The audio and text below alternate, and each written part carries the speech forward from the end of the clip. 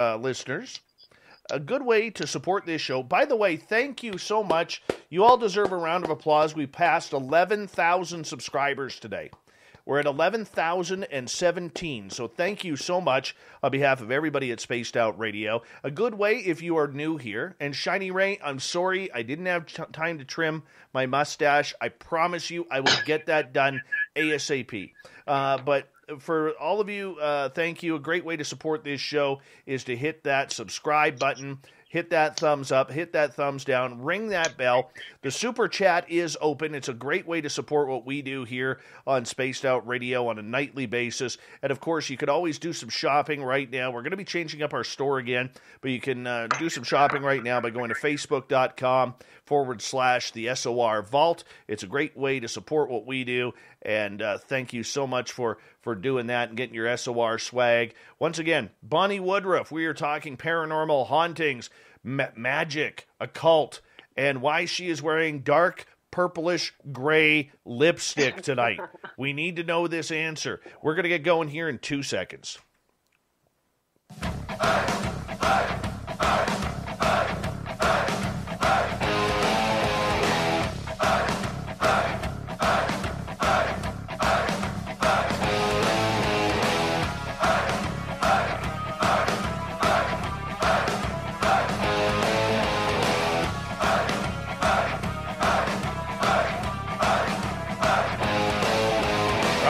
Of central British Columbia to you listening around the world. This, my friends, is Spaced Out Radio. I am your host, Dave Scott, sitting in the captain's chair of SOR headquarters. We welcome you to tonight's show on our terrestrial affiliates around North America and digitally on TalkStream Live, Revolution Radio, and KPNL. If you want to take a listen to our archives, they are free for you by going to youtube.com/Spaced Out Radio. Just do me the favor, hit that subscribe button. You can follow us on Twitter at Spaced Out Radio and on Instagram at Spaced Out Radio Show.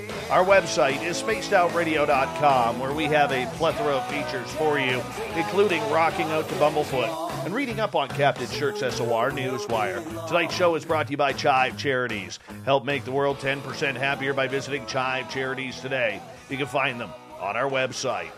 Oh, we're in for a good one tonight, ladies and gentlemen. A clairvoyant, medium, channeler, and magic practitioner, Bonnie Woodruff became aware of her spiritual gifts at a young age, but she really didn't start utilizing them until 2012. That happened because she suffered a series of events that really reawakened her connection with the spiritual world and other energies. She now uses her gifts, experiences, and knowledge of the paranormal, occult, and the ties to the universe and collective consciousness, of course, because you need some of that sprinkled in there to help people along with how they all can connect. Then at the bottom of hour number 3, I will bring you the SOR Newswire, brought to you by Paranoia Magazine. Bonnie Woodruff, thank you so much for coming on Spaced Out Radio tonight. How are you? I'm good. Thanks for having me. I'm glad you're here. Glad you're here. Now, for you, you said you'd always known about these experiences ever since you were a kid. You knew what was happening. Take us back to your childhood, if you don't mind, and let's go way back, and let's find out a little bit about you and how this came to who you are today. Okay. Well, I was raised in a very, Southern Christian home that Methodist. It is like a branch off of Catholicism, and basically, if you've ever seen King of the Hill, they were Methodists. So, it was like, being so different, I always teased, my parents were always like, Bonnie, that girl. Oh, because I always questioned the religion and everything the way I was brought up, because it was just a little bit different than what the one book said. It was like there was so much more to it, I think, that was missing. I was like, well, because I had asked the questions, I'd raised my hand in church, which I guess was not a good thing. My dad was always like, Bonnie, stop. But yeah, I think it really kind of got wild though when I was 9, 10 years old, and I woke up in the middle of the night and thought it was my mom. I started talking to what I quote unquote my mom, and she didn't respond. She didn't turn around, and I kind of panicked at first, and it's like, okay, Mom, and once I realized that this thing in front of me was physically right there, I could see it, like tangibly grab it if I tried, which I definitely wasn't going to do at that time. But I freaked out. Let me just say, my sister has gifts too. She just doesn't, she kind of has learned to mute them. She was one of the lucky ones who kind of knows how to ignore it to some degree. And I was like, and I'm the big sister, so this sounds horrible, but I was like, Sissy, you awake? She's like, yes. I was like, oh gosh. I says, call Mom. She goes, I told you. Like, she had been seeing it. And I was like, I told her she was crazy because that's what everybody else was saying. So I just, even though I kind of was shadow people more than anything at that time, I just went with what I was taught. So yeah, that's kind of how it started. And yeah, me and my sister started going to bathroom in pairs and stuff after that. Yeah. For you, I mean, going through this in childhood and seeing spirits, ghosts hanging around you, I mean, that had to be a little bit different. Did you think that you were seeing things? Did you think the rest of the people around were seeing things as well, like your friends, or did you feel a little different? I honestly, when it came to like shadow people and things just like that, I just kind of thought that it was normal until my mom says, don't talk about that. It's not, well, she put it to me, it's not right biblically, and like, we just don't you've got to not do, you can't, like, I feel like the way she was explaining is like I know now for a fact she had dreams. She was very, like, to this day, if my mom says she has a dream or nightmare or whatever, we are going to ask her all about it because we're going to plan our day around that. No joke. But she can see more of something that may happen. Whereas that's not really one of my gifts. I can kind of get an eerie feeling, but my mom has seen things like almost play out. But yeah, she just told us not to talk about it. So then I realized it was way different. So we stopped talking about it. We very seldom would we mention seeing something. My sister and I, though, we would kind of pair up, especially when things would seem to hype up for whatever reason. Our teen years were quite rough at times because, teen angst, and you have the whole deal of poltergeist activity that it's funny when you say you can create your own monsters, and that we did quite often. Well, tell us about that. What's it like to manifest your own monsters? Luckily, we didn't have anything moving per se around the house, but like I remember one time my mom and my sister were arguing in front of the bathroom, and literally you could hear, it sounded like a whole dress, like a cabinet with knickknacks fail. And we literally opened the door and everything was in place where it should be, but you heard the crash, and my mom just shut the door and kept walking, and nobody fought after that. The fight was done, oddly enough. But yeah, it was things like that. We would say something and it would just, sometimes the environment would react around it, like lights flicker. And of course that still does happen with me quite a lot. I have to kind of work on that at times, depending on, unless I'm trying to do something like that on purpose. Usually it's more accidental than anything. Okay. So for you, all of a sudden starting to hone these gifts, and you kind of brushed them away through childhood because you wanted to try and live a normal childhood life with everything, and in that difficult situation. So why, or what happened back in the 2000s where you all of a sudden decided that this was something that you needed to become a little bit more engaging with? Well, I realized at that point that, I was at that time, I was leaving in a very abusive emotionally and physically relationship. And, of course, this person was being very, very, very, he was calling me constantly. He was coming to the house. The police couldn't really do much to help me. And like, it was like you just kind of crawl within yourself. And then on top of that, I was thinking, well, if I go out on a date, things are going to be better. So I tried to put myself out there and try to start dating. And then of course I was assaulted. So it was like, okay, where is the good in this world? And it was at that point, it came, when I say crashing back, it came crashing. Because of my ex, I had a security system with the cameras and everything. I did not realize at the time I was making my own paranormal camera system.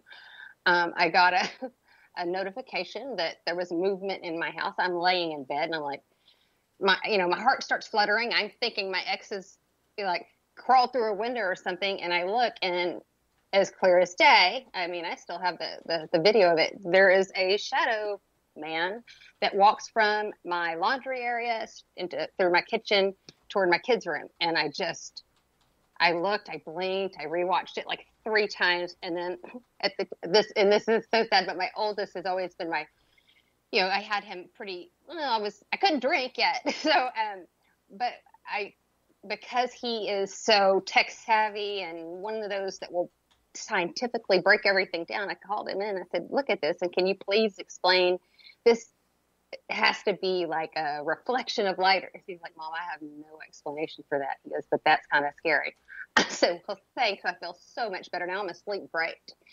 That was just the beginning. This certain entity, I remember one night he blew on the back of I call him a he. I tried, I had to go to a psychic, because it was getting so bad, to see what I could do. And, I did have to actually cleanse this particular spirit out. This is the one and only time that I had to go to those lengths to remove something that was really affecting us, because it was touching me constantly, blowing, the back of my head, just kind of, trying to raise fear. And I did know that as much as to, stay as calm as I could, act like I didn't notice it, because I didn't want it to stay around and feed. And so, yeah, getting rid of it once I knew it was gone, the electricity in the house just went off. And my kids, because I was teaching, I thought I would teach my kids at least at that point. So my kids were helping me learn how to cleanse, something nasty out of the house. And when the electricity went below, and my kids just ran and grabbed me, and I was like, hey, remember? And they knew. I was like, okay, we're not supposed to be scared. I'm like, right. And I said it had to leave, and it just didn't want it. And it's all, I explained it to them. And I guess being so open has helped them to not fear the way that I did. So I kind of try to start them as young so that they wouldn't feel either ashamed or weird or different, because I realized it is something that seems to be inherited. There was a big chance that my children might have it as well. And my middle child definitely has it. All of my kids have different types of, I would say, abilities or gifts. But my middle one is the most like me. So he's interested in it. So it's kind of a nice thing that I've kind of clued them in on too. I want to ask you that, because that's kind of an interesting aspect of everything that we don't normally talk about on this show. As a parent, how do you feel about passing this gift down to your children? I mean, was there worry? Was there concern? What goes through your mind? Oh, yeah, absolutely. There's worry and concern because, for me, the way I was raised, I was terrified. There was a lady in their house, at first I thought it was my mom, and I felt safe until I realized it wasn't. And, I wanted my kids to realize and try to, when they did, because that's what happened, is I wanted them to realize that, okay, if it's something that is just trying to, seek a sensitive or a clairvoyant or whatnot, that especially at their age, that they need to move on, go to my mom, go to somewhere else. Don't mess with me, because I'm not ready. I am not ready yet. to help you. Or if, always to come and get me, which to this day, my middle one is 16, sorry. But, he does. And we actually had that about a few days ago, actually. Now this time it kind of, for the first time in a long time, it scared him enough. I heard him jump down off the top of his bed. I got a loft bed, and he jumps down. I hear his feet hit the floor, and he comes running. I'm like, what the heck? And he jumps in bed, and he covers his head up. He goes, Mama, somebody just whispered, hey, in my ear. And I said, oh, gosh, okay. And I had to explain to him. I knew what it was. It was just something that had just kind of tagged along with me home from an investigation I just did, because it's seeking help. And yeah, I had to explain that one to him. And once he realized why that person was here, or that spirit was here, he felt kind of sad for it, and realized that, okay, my mom's the one that's going to help you. Please don't come and whisper in my ear anymore. Yeah. What's it like to talk to dead people? Half the time I feel like it's, like still sometimes I'm like, oh my gosh, I feel so insane, until, something like how I've helped people find a key that their loved one was trying to tell them to look for, and they send me the picture of the key that they found. Or another time there was somebody that was wanting to find out who murdered their parent, and I said, well, the person that did this, I said, they dropped it, because the past person was showing me that they dropped something out of their car when they jumped back in and, sped off. And when they messaged me back and said they found this receipt that they dropped out of that car, I got chills, because at that point I realized that sometimes I think it's just the validation that I need to kind of like, hey, it's not, you're insane. It's just you sense or pick up on things that just not everybody does. I kind of have the feeling that I feel like everybody is gifted in a sense. It's how open you are to it, or how, I think it has a lot to deal with compassion or empathy as well. I think there's just a lot of factors, that can make a person super, sensitive, I guess. But I do feel like it's something that everybody can hone into if they really just try to let go of worrying about what others think. And that was the thing. Once I kind of let go of all those perceptions that people might have, it just kind of made it go a lot smoother, I guess. Because it's always going to be a bumpy ride or strange, but I will never be. I'm happy I chose what I did, instead of just like getting the psychic to help me get rid of the spirit and then just go back to my normal life. And when I say normal, I say that very casually. But yeah, I'm glad I did what I did. Bonnie Woodruff is our guest tonight on Spaced Out Radio. We're getting into everything paranormal tonight on the show. Bonnie, as someone who communicates with the other side, and we're going to get more into this as the show goes on, how draining is it for you when all of a sudden you get a bunch of spirits out there that are knocking at your door saying, Bonnie, hey, we need to chat here. I need to go find Cousin Eddie to show him where the money is over by the old tree in the forest. Oh, okay. But yeah, that is, I was reminded this past week exactly how draining it could be. Just got back from the Hill House in,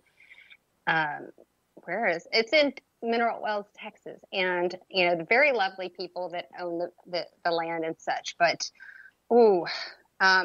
not only are you dealing with past humans there, dealing with like things that are just absolutely ancient. It's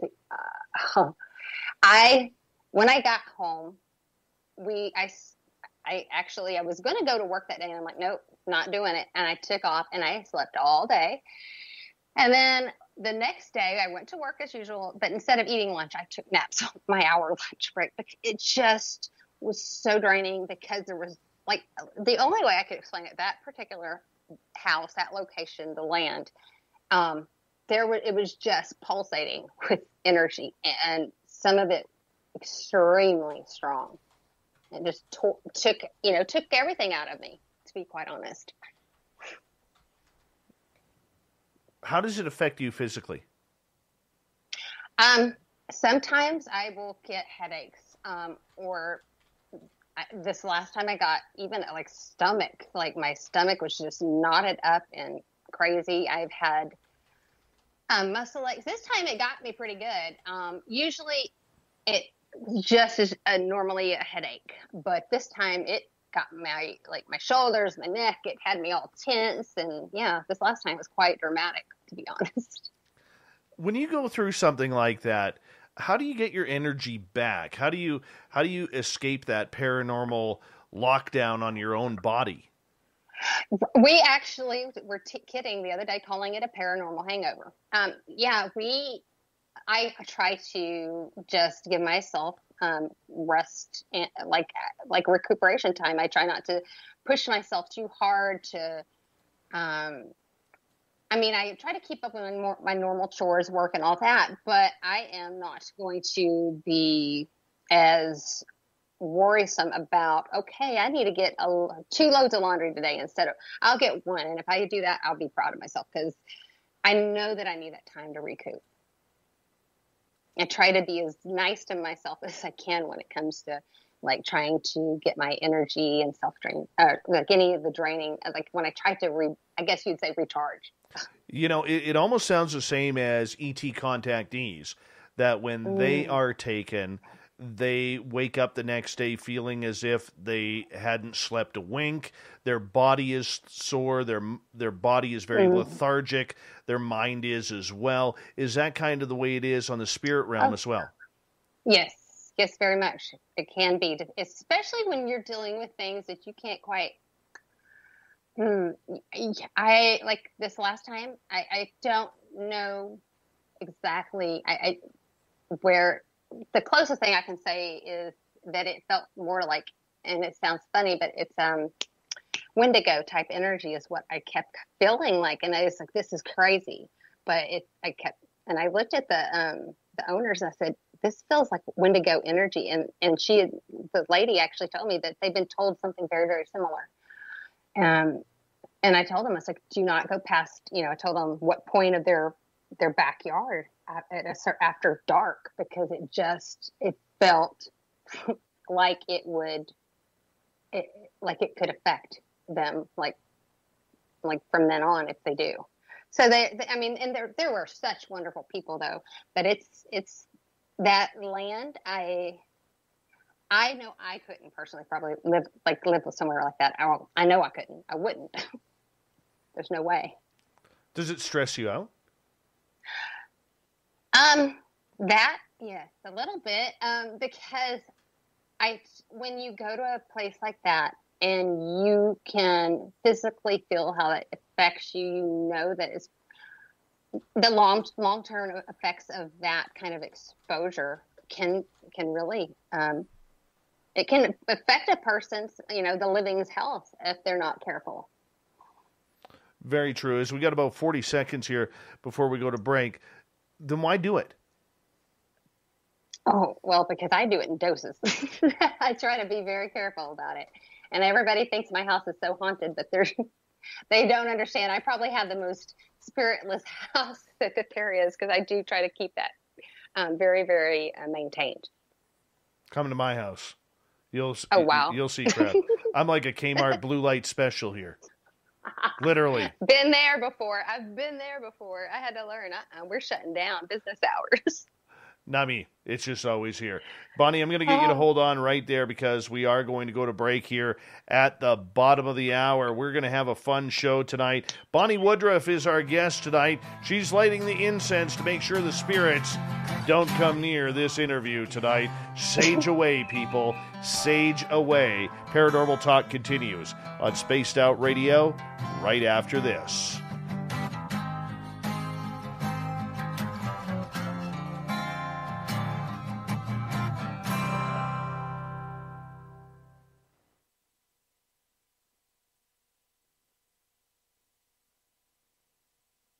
All right, we're clear. Yes. Couple things, if you don't mind, when you put your hands up like this, we can't hear you. Okay. You become real muffled, and when you're turning your head, because it sometimes cuts out on your microphone. So just try and keep a little bit clearer Still. There. Yeah, that would be cool. Otherwise, that was a good, solid first half hour fast, eh? Yes, it did. It really did. That's because it's my beard. It's my beard that causes this. Which, by the way, hold on. We'll give you a choice. Should I moisturize my beard with True North beard oil or Winter Blend? True North. All right. So, Bonnie has chosen True North. I have to do my sponsorship here. True North from Mighty Moose Beard Oil and MightyMooseBeard.com. Remember, it is all in Canadian dollars. Gary the Dutchman makes this. It's all natural, no chemicals.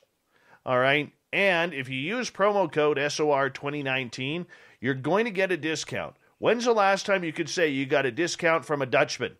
Honestly, it doesn't happen often. It really doesn't. Between the Dutchman and us Ukrainians, we are cheap. We are.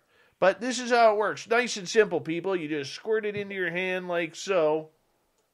Little True North there. Smells like trees. Smells like you're out in the wilderness looking for Sasquatch. And you just massage it in. That's it. Just like that. Just massage it in. Oh, look how good Davy's beard looks now. Look how good Davy's beard looks now, people. And this isn't just for the men. Hey, Corrance, the booking guy. This isn't just for the men because, ladies, it's good for your hair as well. It helps keep your hair moisturized. That way you don't get any split ends, because nobody likes split ends. Nobody, you go out to a party or something, you go hang out with your friends, and they're like, oh, look at your split ends. Your hair looks terrible. Doesn't happen when you put in this stuff. Look how good my hair looks now. Just that easy. MightyMooseBeard.com. All right. Tell Gary the Dutchman, SOR 2019. You're going to use it for the promo code. He's going to give you a deal. Remember, all the prices are in Canadian dollars. So if you're in the U.S., you're actually saving money. It's much cheaper. Much cheaper. So there you go. Go visit MightyMooseBeard.com. Yeah, there we go. Hi, sorry. Very nice. Yeah. Well, somebody's got to take care of me. Love it. Exactly. See how good the beard looks now? Nice and lovely. Mm-hmm. That's how we roll up here in the Great White North. We experienced some of that little snow stuff that you guys seem to have, and yes, as Texans, we're not having it. Well, we did not fare well. Barring the horrid conditions, for the homeless and the accidents with people driving without winter tires on the highways, we were laughing at you. I'm not going to lie. We were. I don't blame you. Honestly, I was laughing at us because it's like we were creative. I mean, I think we had a candle dinner. Like when I say candlelit dinner, I mean we roasted hot dogs over candles. Well, the week after that happened for you guys, or the week after that happened when you guys got hit, we were just coming out of minus 34 Fahrenheit. My goodness, I could not imagine the negative. No, feels great. Feels great. It hurts. It literally hurts. Oh, I can. Well, yes, I had a little bit. I mean, not quite the encounter you guys do, but we had it similar. It was an experience. Yeah. You lived through the big storm of 21. Oh, let me tell you, my husky loved it. I didn't know that dogs like to eat snow. Oh yes. Buried his head and just was chomping. I'm like, what are you doing? My one dog will actually lay on his side. I got a slope in my backyard. He'll lay on his side and he'll sled his body down the hill. He just loves the snow so much, which is cool. It's fun watching them. Oh yeah. All right. So we have about 30 seconds here before we're going to go live. You having fun yet? I am. Good. I'm surprised you haven't seen anything, because the other night, my friend, we were doing an interview I was doing for Unexplained Possibilities, and saw like he caught something behind me. Ah, well, it was crazy. Well, we'll see if it pops up. Hey, big thank you to both Cat Chaser and Mike's Adventures for the awesome super chats. We really do appreciate the love and support for you and what you have for Spaced Out Radio. It's a great way to support what we do. Here we go with the second half hour.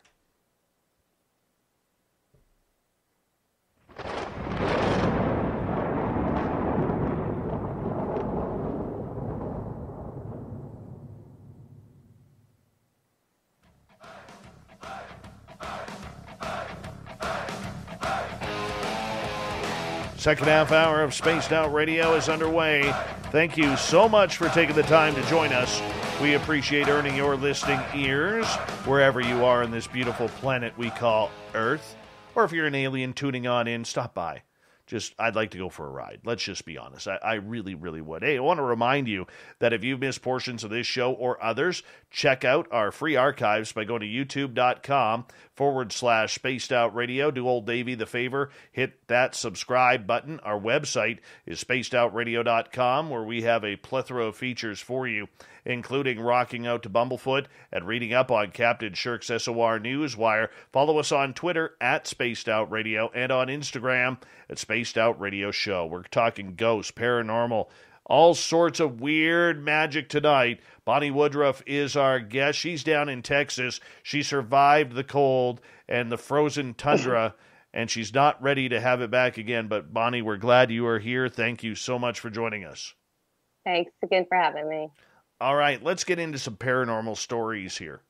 Out of all the ghosts and spirits and entities that you have dealt with over the years, tell us a story about one that still stands out for you. Okay, well, it was during the time that that I was still dealing with my ex-husband, and kind of the thought and the worry about him breaking in and such. I remember one night I was up. I should not have been watching horror movies, but I was.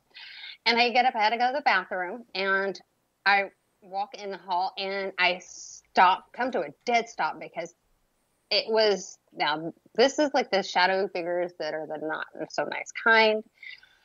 So solid that I, for a few seconds, had to sit there and think, like, is this a person all dressed in black? And I was like, no, that's not. So just turn around. Don't go to the bathroom. You can hold this. And I did. It was so, I almost bumped into it. And when I say bumped, because it had mass, I was trying not to be afraid, but when you see something that solid and it is sneaking in and it sees you, I just try to maintain to where I wanted it to think I was dumb and not onto it at all. So that hopefully it would keep going. I lucked out that time because it did. I didn't have any other dealings with that particular one. But I will tell you, that one stopped me in my tracks right then and there. That's one of the many. Well, I've gone. Let's add to that. For people who have experienced shadow people, we know what it's like. It's eerie seeing the figure of a person standing right in front of you, sometimes with a real dark thickness of shadow. I mean, I don't know how else to properly put that, but I mean, when you come into contact with something like that, what's your advice to people on how to deal with that? For me, the best way, I try to not if you can, try not to react. I know it sounds crazy though, that it's like, well, how do you not well, I mean, I kind of go back to the whole kid, you can't see me. Because if you do not react to it, my experience has been that a lot of times they'll just keep on going, because there's nothing to feed off of. There's no, I'm not giving it either fear or anxiety or anything that they can kind of pull that energy source from and use it. That has been the best go-to method that works. It does work if you can maintain not being afraid, which is not always so easy. Okay, so on top of that, we have a bunch of listeners out there in Radio Land, YouTube Land, who may not know what a shadow person is. So if you could define that, that would be wonderful. Okay. Well, a shadow person or shadow being, a lot of times, like from my experiences, when you're like, when I was a kid, I would a lot of times like be looking in the mirror, be fixing my hair or whatnot, and I could see something pass, out of my peripheral vision, and you can tell it's a shadow. But when there's a shadow that goes across and there's nobody there to be casting that shadow, especially if it's moving, because I was always so skeptical of it myself, I would always kind of check and okay, is that me just being crazy or is that something? But yeah, it's literally like, you see almost a human type shadow. You can, a lot of times they're going to creep across the walls. I've seen them in places though, like I've seen them on ceilings, which sounds crazy, but yeah. Sometimes they can be tall and skinny. It's very interesting because so many of them are different. Some will have like just a little bit of a grayness, so you're not even sure if it is quite a shadow. But, the ones that I really are red flag to me are the ones with the mask, the ones that, like I said, well, you can bump into them, they're almost, well, I still say this one was solid. Those are the ones I feel like that they have enough energy or a way to manipulate energy that they can cause discomfort or harm in some ways. Because if they've already worked it to where they have enough energy behind them that they can manifest to that extent, they're going to use any energy source you give them. But the light ones sometimes are just, honestly, I've noticed that sometimes the shadow figures were actually spirits of other past people just trying to manifest, and that's about all that they could do, which sounds funny, but it's like, I've realized a couple of times that shadow figures were actually past people. And this was back when actually it was more, there was a couple of family members and I didn't realize who or what it was, like my grandmother for one. But yeah, but she just could never manifest, like physically like the others did. If they're having a hard time, like bringing their image through, sometimes all you get is the shadow, if that makes sense. Sure. Are they evil? Demonic? Are they grandma checking up on us from the other side? Some, like some of them are okay. Some of them are like I said, to me, the dark ones, the ones that you cannot see through, just always be wary, because I feel like those have just knowing, being able to read off that energy, they do feel like a red flag, especially dealing with this type of stuff as long as I have. When I get actually scared, I realize that this is okay, red flag, pay attention and try not to react to this, and it'll keep going. Because other ones that are, like translucent, or you can you can see through them. Those are just kind of like trying to let you know they're there. And it's a lot of times, most of the time, those are like people that have passed. Sometimes I have noticed that they're, some of them have kind of like an elemental type quality. That's similar to how a fairy, I did not know. I for the longest, I thought that kind of fairies, I was like, oh, that'd be great if they were real. But I was very skeptical until I saw one. But they're kind of similar to that. They're just a lot smaller. I get that, like different. And I can appreciate that, and I think a lot of people are very curious about the paranormal. For people out there who, may hear their house settling or little noises and nicks on the walls or the sounds of voices that may not be there. How does one know if their home is haunted? Well, be honest, most places are going to have a little bit of activity. I mean, it's just, yeah, most places will have a little bit of spirit activity come through it or whatnot. That's why I try to kind of keep mine as clear as possible. I mean, of course, I'm going to get some coming up like, hey, can you help me out here? But if you're actually having depends on if it's a residual haunting or actually active where they are interacting with you. If, I've had them okay, knock for me if if you can understand me. And when I get that kind of response, I will definitely, there goes the word investigate. I will try to figure out if I cannot pick up on what it is I'm dealing with. I will definitely kind of tune more into like the land and surrounding things about it, because sometimes it's something just that's been there a real long time ago. And I'm sorry, I heard as we're talking, I'm hearing something out of my head, like, I don't know. I'm sorry. But it's weird because like I picked up on there's a place in San Antonio, Texas or near San Antonio that I went to, and I went into what they call the underground Indian raid shelter. And I'm sitting there and I hear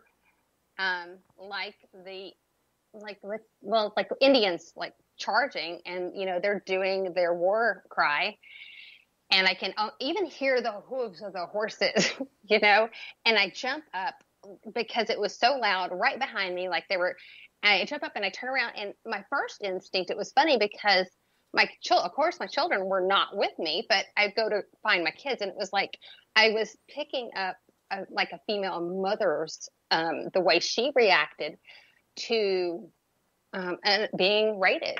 And I had always kind of looked towards the other side about how the Indians were done, but boy, it made me look at things a whole new perspective, because there was everybody was, there was a lot of awful death and things surrounded it during that time. And I could only imagine what it was like for the women trying to protect her kids as much as she could. And so, yeah, that one was quite interesting. And sometimes they're just quite noisy, to be honest. If they're noisy, sometimes that's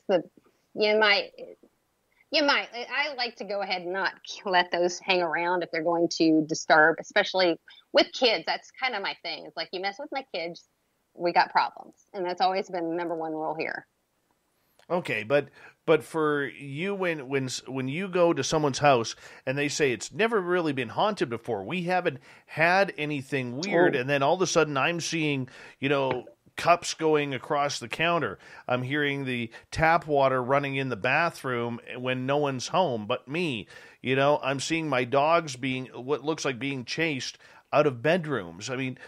People are starting to see a little bit more, and we see this through COVID times with all the lockdowns that have happened, where people aren't home during the day, and all of a sudden they're looking around their house saying, I got some weird stuff going on. That's something that is so, you know what, boom, that's so interesting, because a lot of times, like if you ever see the paranormal shows, they always do it at night. Why is it done at night? Oh, okay, creep factor for one, yes. But at nighttime, realize the world's quieter. Everything's more still. You're not getting so much background noise.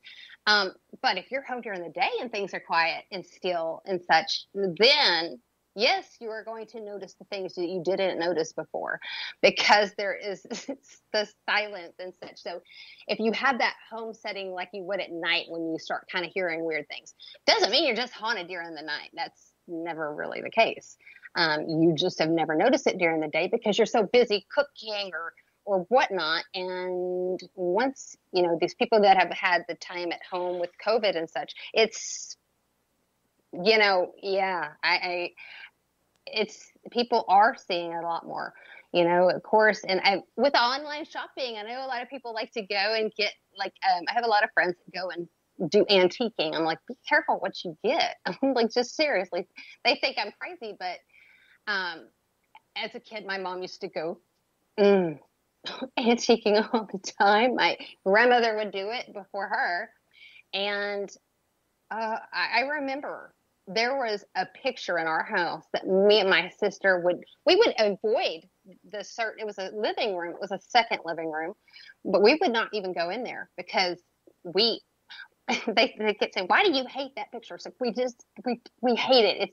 It's bad. It's, we didn't understand quite all of the way our gifts worked at that time, but we knew that we did not like the energy that we were feeling off of that picture. So yeah, watch what you buy, especially right now especially if you have to be home with it all the time. Well, that's something we haven't talked about on the show for a long time is haunted objects and haunted items. I mean, if you go into an antique store, what's the chances of actually getting something that's haunted? Because I've known someone who owns an antique store, and he says, we have some weird stuff happening here. And he's into the paranormal as well. He's like, but not every item is. But we have a lot of people coming in because everybody wants that haunted item. So that way they have that talking piece in their house, not knowing what that spirit may be attached to it. Oh, yes. It's okay. From what I've noticed, it depends. Like, okay, it's going to sound crazy, but some of these car keys could get extremely could be an object that would be a trigger object or whatnot because, well, if you're holding them all day and you're, kind of something that you're putting a lot of your living energy in, and then you go and pass, well, it is literally just passed over to that object, what is it, the stone theory, things like that. I know dolls are one that always kind of gets the rap. I do have one. She actually swapped on me. She had this really creepy, I guess you'd call it vessel beforehand. And she let me know that she decided she thought my living dead doll was way cooler. And that's the one she chose. So that was quite interesting. But like, I do know that some people that if a spirit does not want to leave, that there are ways to let them, use the vessel, so they can have a spirit vessel. I will just give those. I've taken several different ones like that. Everybody talks about Ouija boards. There are some that will have hauntings, but to me, it's not quite a haunting. It is the energy that has been caught on that said board. I have one that a friend of mine brought me. He works for a prison, and it was something that was confiscated out of a prisoner's, cell. Sorry, I was trying to use the right word, but cell. And I took that out actually the other day. I usually keep it put away and kind of like wrapped because I'm not really crazy about the energy off of it. Because whoever made it, because they made this board, and so that means that they put their actual living energy into this board, so that even if this person is not passed away, it can actually cause some ruckus as well. Energy is energy, whether it is from the living or the dead. That board itself could be kind of will have like it's. Like I said, I do keep that one actually shut away because of it's just of all my boards that I have quite a few. That one is the one that I'm like, I like to keep this one just under lock and key. And it's kind of funny because most people think that, all Ouija boards are scary or whatnot. And I mean, that one's the one that's kind of the most eerie to me. Also I have, and I keep this put away as well. I know this sounds funny, but I do own a lot of, I would say, haunted or questionable objects. Some of them I've used for trigger, and some of them I use in my magic practice as well. But I have crawl space dirt from John Wayne Gacy from his home before they tore it down. What do you have from there? crawl space dirt. Where Ew. his, you know, where Ew. I know. Where, yes. Out of all the dirt to have, yes, I know. there's probably DNA in there. That's what I'm saying. It makes a really neat trigger object, especially if you're going to. And I did. I when I first got it, I pulled out my spirit box, and boy, I turned it off because I did. After I heard help, help, help, I said whoop, and yeah, no way, because that was quite and that just felt so uncomfortable. It's like, man, that sucks, you know, because what do you do? It's no, I can't help you, dude. It already happened, you know. That one was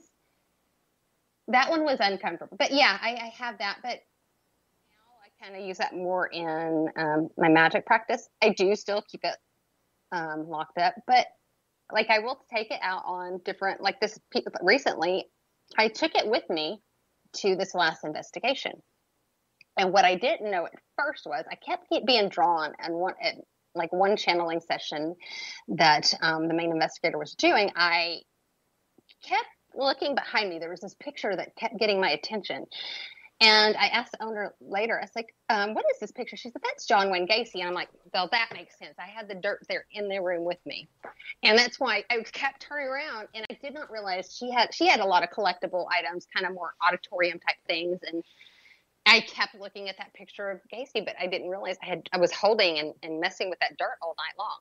Okay, so, I got to cut you off there and ask you, as we got about 2.5 minutes, what is the addiction for a lot of people in this field to tie themselves to very macabre objects, whether it's soil from underneath John Wayne Gacy's house, or whether it's a haunted object, a haunted clock or doll? I mean, we see these are some of the hottest objects. You know, we have a curiosity shop just in the next town below, and literally she gets, during the tourist season, every day people coming in there asking for haunted objects.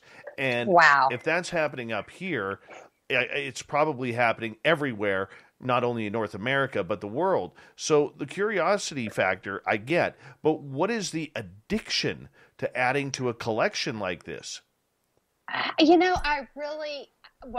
okay, let's be honest. I'm sure for some it is because of movies. You know, you watch the movie, the Conjuring or whatever, and that series and stuff, and it's all fun and games and stuff until you really got a problem on your hands.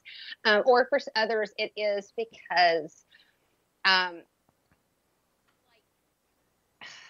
guess I try to understand that energy that, when it came with the serial killer stuff, because that's not the only serial killer item I have, which I do have a letter from the Night Stalker too, that he had wrote somebody.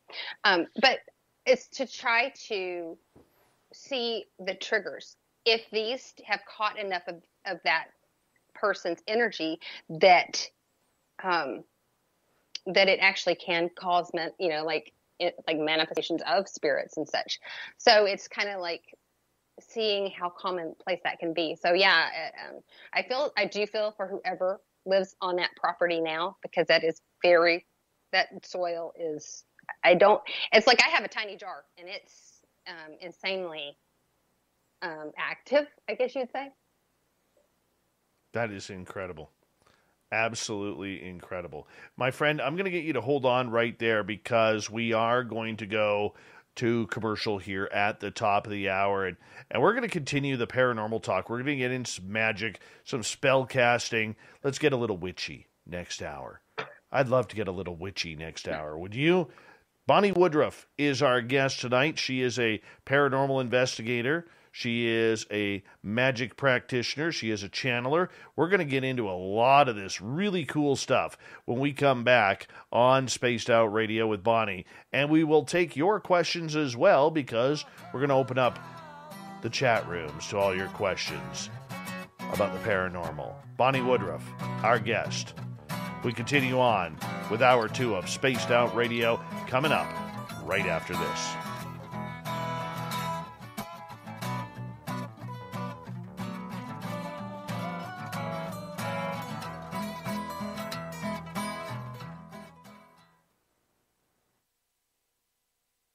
All right, I'm just going to run my dogs outside. I'll be right back, okay? Spaced Out Radio, this is Ron Bumblefoot Thal. Come tune in to SOR where you can hear me rock out with Little Brother is Watching, the official theme song of Spaced Out Radio. And then come on over to bumblefoot.com where you can find out about my tour schedule, my music, and everything else. Bumblefoot.com keeps you up to date on what I'm doing and the best way to stay in touch with my music and music camps. Sign up for my newsletter at bumblefoot.com and remember, Little Brother is Watching. I'm feeling a little spicy tonight. What to do? What to do? Why not get Bumblefuck? 4 million Scoville units of pure hard rock. Bumblefoot hot sauces come in 3 flavors. The burning Bumble. Tone it down a bit with Bumblicious and throw the sauce on everything. Spice it up. Bumble me, baby. Bumblefoot hot sauce. Get it today at kajans.com. Hi. This is Amber Beckrud, and I want to invite you to subscribe to our YouTube channel where we store all of the SOR show archives for free. And as an added bonus, every 2 weeks I'm posting brand new content on Cryptid Tales, where I will get into some of the spookier legends and folklore from around the world and tell the stories that go with them. Find us at youtube.com/spacedoutradio and check out Cryptid Tales today. Drop a comment and let me know what you want to hear. See you there. We are scouring the world for the most intriguing stories of your day. Take the time to read up on the SOR Newswire, where our team, led by Captain Shirk, will deliver to you some of the best paranormal and supernatural news, along with some stories that will blow your mind from the weird to the wacky. It's the news outside the news that piques interest, and that's what we're looking to deliver to you. The SOR Newswire, only at spacedoutradio.com. Are you intrigued by Paranormal Talk Radio? You'll love the new Paranormal Radio app from TalkStream Live. You'll find a great selection of talk shows covering UFOs, ghosts, strange phenomena, and much more. Download the Paranormal Radio app now and start listening to the very best in paranormal talk entertainment, including the network you're listening to right now, the Paranormal Radio app, free in Google Play and the iOS App Store. We all know on Spaced Out Radio we love a good beard and mustache, so why not take care of your facial hair with Mighty Moose Beard Oil? Made in Canada, we're taking care of beards and stashes around the world. We use 100% natural ingredients with our oils and balms to make your whiskers feel silky smooth. Use promo code SOR2019 at MightyMooseBeard.com today.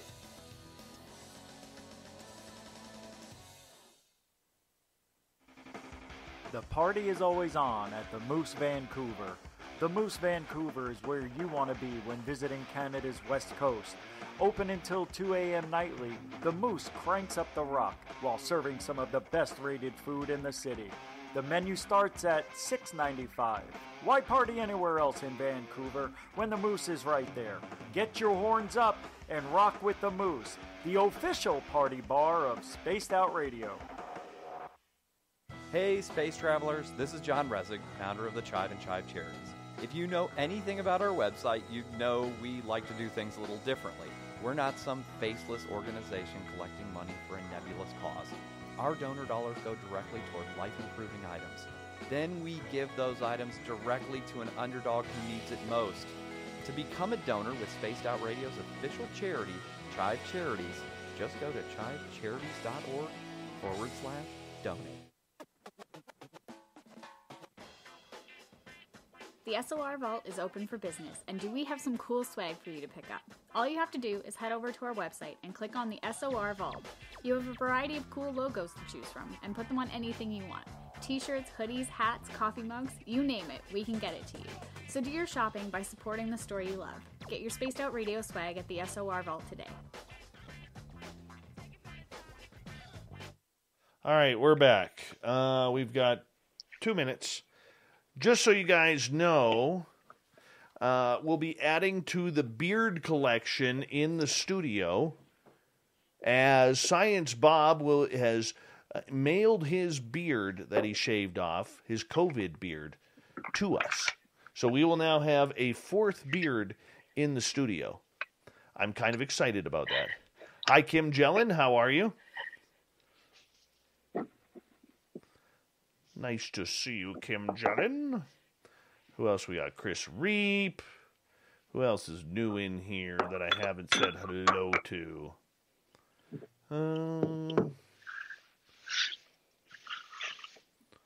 We're good so far. I think we're caught up. Alicia Schneider, welcome to our channel. How are you? Thank you for joining us. If you're new, don't forget to hit that subscribe button. Skraling, welcome to our Spaced Out Radio channel. Welcome. Thank you for joining us. Don't forget to hit that subscribe button if you don't mind. We'd appreciate it. Nicholas Shaughnessy, how are you? Been a while. How are you?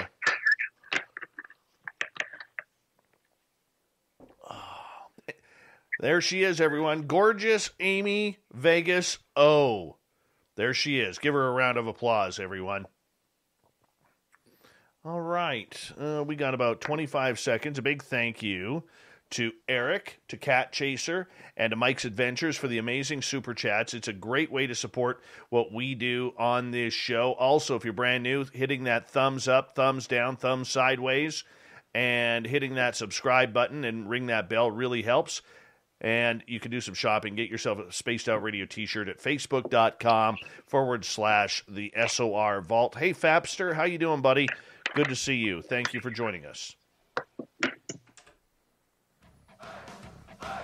You're listening to Spaced Out Radio with Dave Scott. Follow Dave on Twitter at Spaced Out Radio and on Facebook, Spaced Out Radio Show. Hour number 2 of Spaced Out Radio is underway tonight. Thank you so much for joining us. We really do appreciate earning your listening ears. We want to thank everyone listening in on our terrestrial affiliates around North America, digitally on TalkStream Live, Revolution Radio, and KPNL. All of our archives are free by going to youtube.com/Spaced Out Radio. Just do old Davey the favor. Hit that subscribe button. The Desert Clam has set the password for tonight in the SOR Space Travelers Club. What do you got for us tonight, Clam? Karyotype. Karyotype is your password. Use it wisely, Space Travelers, as the Clam sets the password each and every night right here on Spaced Out Radio. Our website is spacedoutradio.com. We have a plethora of features for you, including rocking out to Bumblefoot and reading up on Captain Shirk's SOR Newswire. Follow us on Twitter at Spaced Out Radio and on Instagram at Spaced Out Radio Show. We continue on tonight talking the paranormal with our guest, Bonnie Woodruff. She's based out of Texas. She goes chasing ghosts. Why? Because she finds it fun. Who finds it fun? Bonnie does. And we say thank you for coming back, Bonnie. Yes, of course. All right. I want to talk to you a little bit about channeling before we get too deep into it. Now, for a lot of people who think of channeling, they think of grabbing a remote control for a television and flipping through the channels as quickly as they can to find something that they want to watch. But channeling in the spiritual world is a completely different topic. What's your definition of this and how does it work? For me, channeling, well, depending on what I'm channeling, automatic writing works best for me. I will start with that. I would say I've written in languages that I didn't know were even a language at first. Actually, last weekend, I wrote in Arabic, and there was luckily I did have somebody right there while I was doing it that was able to translate some of it. I have, I think the most odd one that I've done was Sumerian. They couldn't completely translate it, but they said it looks like it was a form of like Sumerian language. But if I'm doing it, just like doing a normal channel, like where I can, allow a spirit to really just, I don't want to say jump me because it's not always how it works, but it is letting them be able to use you to either get a message across. Most of the cases, especially if you're dealing with passed away people, that's going to be the main reason that they're wanting to use you as a channel, like I was mentioning, to get get this key to my, my loved ones. They need to find what's in this box, and such. I've also, when working with different spirits in this, witchy world, I've like, Sekhmet, the Egyptian goddess, that was very interesting. With her, I used a lot of scrying with the Black Mirror. And like, even looking into it, it was like watching my whole face, my face change. And picking up imagery of what she was trying to tell me, that, sometimes we have to step past fear, especially with her, she kept showing this flame, like, have to step past the fire, not be afraid to kind of like, go through this, it was more of a spiritual type fire. It was not one that, jump in a fire, get yourself burned. No, it was more of to reach like ascension, or to move up, little, like to level up, I guess you'd say. You have to kind of push yourself at times, and it was what I needed at that moment. But yeah, it was really interesting because, the symbolism, I would not have thought that she would give me the imagery of a phoenix, but that came across clear. And so, yeah, that was a really interesting working. But channeling can be interesting. It can be overwhelming because you can get stuff that just literally just seems kind of crazy or insane, but then you relay back and it's very, very valid. Channeling a spirit where it comes into your body to communicate with you, that is one of the weirdest things I personally have experienced, and I know others have as well. For people who may not know what that's like, what's it like having a spirit enter your body and use all of your muscles, all of your vocal cords and everything to speak through you? That is, yeah, you're right. It is a very awkward feeling because when I watch myself back, I'm like, number one, I like on Life Sci-Fi, I don't go back and watch a lot of it. But I do and I don't, because I'm like, ooh, look at what I do when I start channeling, because I'll twitch. But it's because you're literally, something else is kind of moving your muscles and whatnot. And it can, watching it back is like, for me, it makes a lot more sense, but it's also like, I feel like it's like, ooh, I look like I have Tourette's or something. Because the movements are so, like I've noticed at times I've had for whatever reason, a lot of my movements seem jerky, and I don't know if part of me is trying to push back a bit of that spirit, because sometimes it can be so overwhelming that you are still trying to maintain yourself in that, because, I've always worried about completely letting something take over me, because I do want to still have control, because you never know when you're going to get a hold, or something's going to get a hold of you that really has ulterior motives, and who knows what could happen. But yeah, it's a very strange feeling, because you definitely can feel that presence. Not even like you can feel it, just like it's so much, like, when your hair is raised on the back of your neck, but imagine that, but like almost like within you, like everything's got that weird chill and electricity in the air. Your whole body feels that way. Does it happen often where a spirit will just walk into your body and take you over? Not all. No. It's very funny. Like, it was something that I've always been very, I would say, I like to say lucky, because I can feel them come up before they, because I know a lot of people will just get jumped real fast and quick and not be able to push it back. But I will literally kind of raise and realize that there's something near, and it's like trying to press, and it sounds funny, but press into you. Like, the way I best can describe it best is when they're trying to really work on jumping in, is like when somebody, like if you're at a line in store or something and somebody just stands uncomfortably close to you, that's what happens right before they're trying to jump. And but I can kind of like push, which is funny, if you learn how to work your energy, you can really kind of push back and put like this a little bit of a wall there, especially if you're not quite sure what is trying to jump you. Bonnie Woodruff is our guest tonight, talking paranormal on Spaced Out Radio. I have a question from Cloudy here in our chat room. Do ashes from a family member or pet have a chance to contain the spirit of said person or animal? Absolutely. Absolutely. It's their DNA. So, yeah. Can they haunt a place? Mm-hmm. Yes. I know. I mean, I've known of other people that had to actually take out their loved one's ashes because it was just causing kind of disruption. Not negative, but it was just, you know, it's not something they were comfortable with. So I'm like, oh, well, you need to take grandma out. Like, put her in the garage. And that might not be the best, but you do have to kind of, especially if it's a stronger spirit or energy, like wrap them.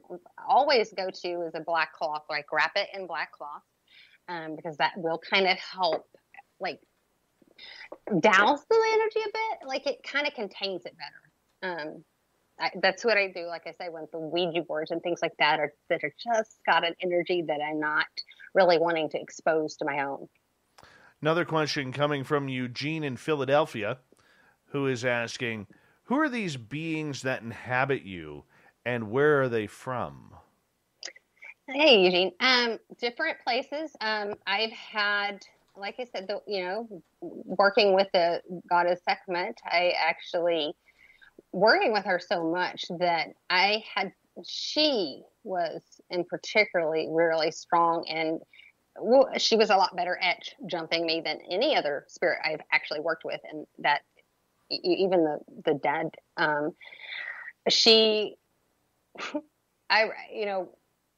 because she was not just quite a human, she was lioness, and she had that primitive vibe to her. Like when people were, because I'm normally a very, very kind, forgiving, sweet person.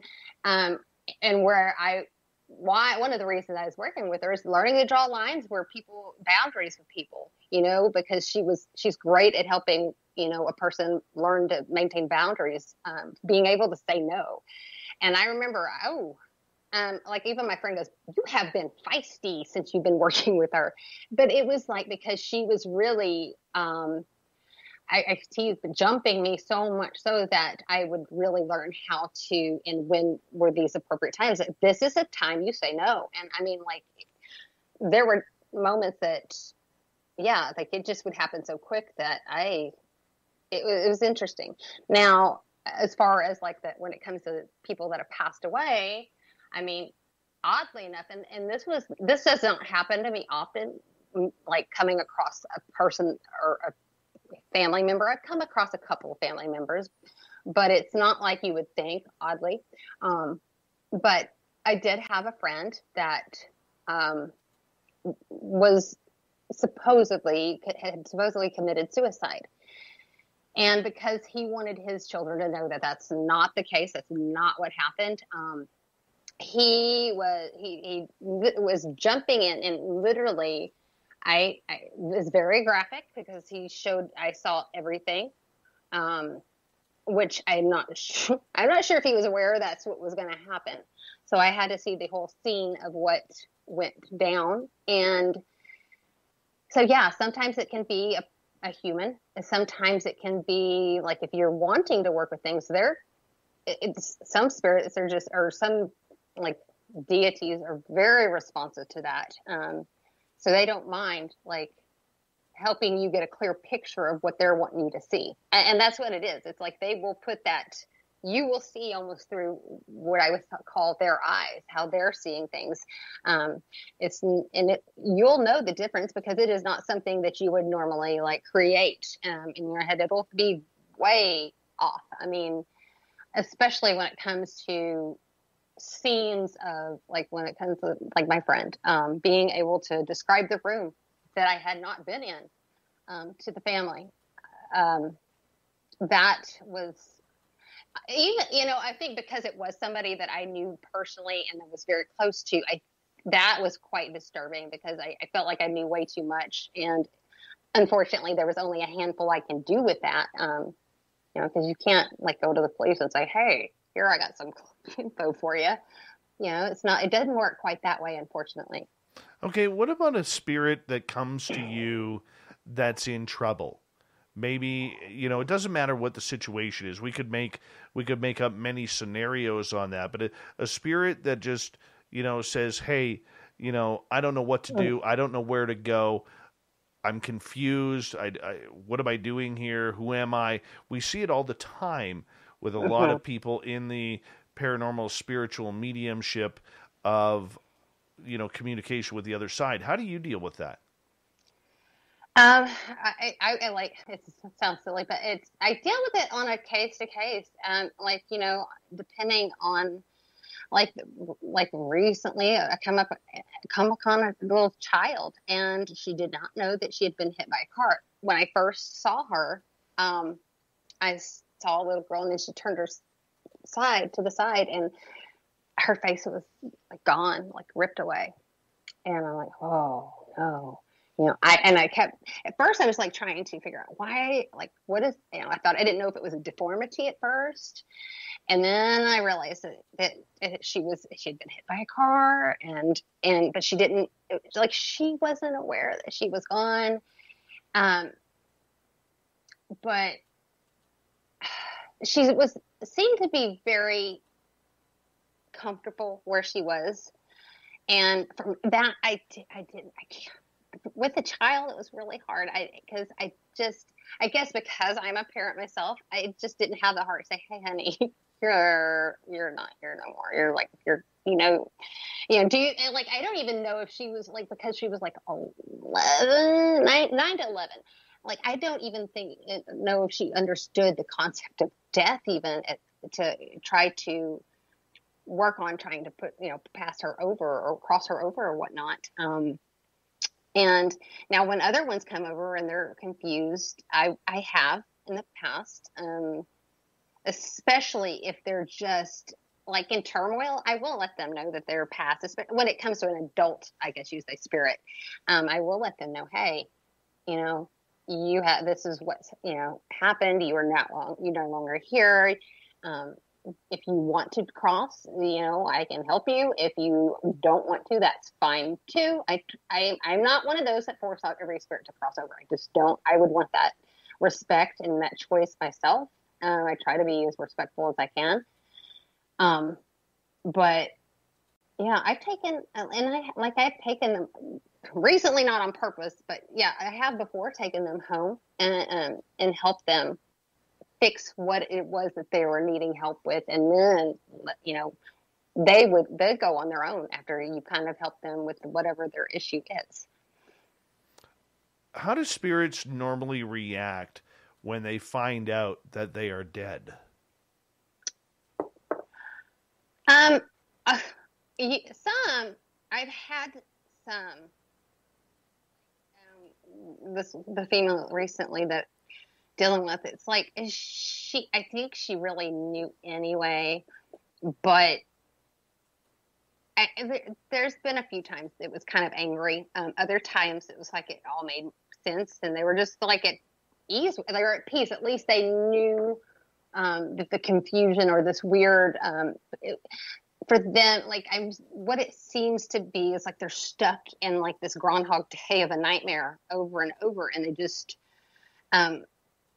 like the never-ending nightmare that they can't wake up out of. And once they realize that no, this is not a nightmare, this is, you're gone, and you just did not realize it, then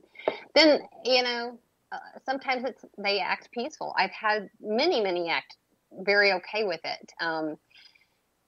And, a lot of times at that point, most of their family's already gone too by the time you get to that level. But there's an occasion where they're not too happy. I feel like, or they feel, I think, kind of like cheated, especially the ones that have been taken by murder or by a horrific type accident. Those are ones that typically kind of get more feisty. What would cause a spirit to take it out on you, though? You know, is it because they, like, how are they drawn to you that they could communicate with you? I like to kind of go back to what my mentor taught me a long time ago. And he said, okay, Bonnie, do you know, like, I think he used the reference of Finding Nemo. He's like, you know, the anglerfish that's at the bottom of the ocean, you know, the one with the light. He said, yeah, that's you. He's like, what do you, I said, uh-oh. He's like, yeah. He's like, not every fish has a light in front of it. And so when you're at the bottom of the ocean and it's dark and not everybody can see or talk or respond to you, and you're not understanding why people are not communicating to you, but they see this light, they're going to come knocking. And so that's kind of, it made a lot of sense to me, because I realized, okay, they just see that I am someone that they can go to that will communicate with them. NGK has a question. So how does a person with gifts guide people to cross to the other side? Do you do a ritual or simply ask to follow the light? I love that. I like that. It's so simple to say, hey, go to the light, you know, Carol Ann, you know. No, it's honestly, it is more that, you know, yes, there is a per se light, I guess, in a sense, from what I've worked, from the way I've done it, the few times that I have. A lot of them want to stay around. My grandmother wants to actually stay here until my dad's gone, which is weird. But they will just, I was like, all right, now, it's like, you know, that a lot of them will know when you talk about the light. It is something that when they first pass, if they, like, I know this sounds silly, but when, like on the movie Ghost, you know, when they first see that light and they have that choice, like they just kind of missed that that little opening. It's always there, honestly, for them to just kind of go towards, right? And to me, and I caught this, and I have it on my YouTube channel. I caught it on camera. And it's this. The only way I can explain it is like this little, like on the video, there's this tree, and above it, and it's significant to me because it's the exact same moment that I know my children's father passed away. But it's like this light, it doesn't burst out, but it actually implodes. It's like, so it's like like the only way I know to call it, the only thing I can call it is like this portal or this wormhole, when they have that chance where their spirit just can go over, you know, or can just leave. A lot of times, like there's a lot of them, like my children's father realized that he can still contact or connect even after crossing. Because I mean, I know that he went, but then of course, like he was trying to let the boys know that, you know, he loves them, and he's, you know, he was concerned, but he kind of, in fact, my oldest had to tell him, stop, you're frightening me, you know, and because he was like getting a little bit loud. He didn't realize that some of the knocking was a little bit too much for my oldest. He was like, no, I can't, no, Mom, I can't do this. We got to do something about Dad. It was funny because, they just typically have that chance. And if you kind of like let them know that light is there for them, that they can still cross into that wormhole. That term is so funny to me, but yeah, if they can go back into that it's always there for them. They just have to pull into that energy. I'm going to get you to hold on right there, Bonnie, because we are going to go to break here at the bottom of the hour on Spaced Out Radio, talking paranormal, ghosts, channeling. We're going to get into more spiritual talk on Spaced Out Radio right after this.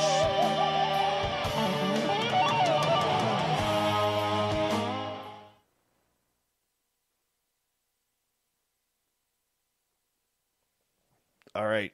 Thank you. You're welcome. You're welcome. You're welcome. You're welcome. Mm-hmm.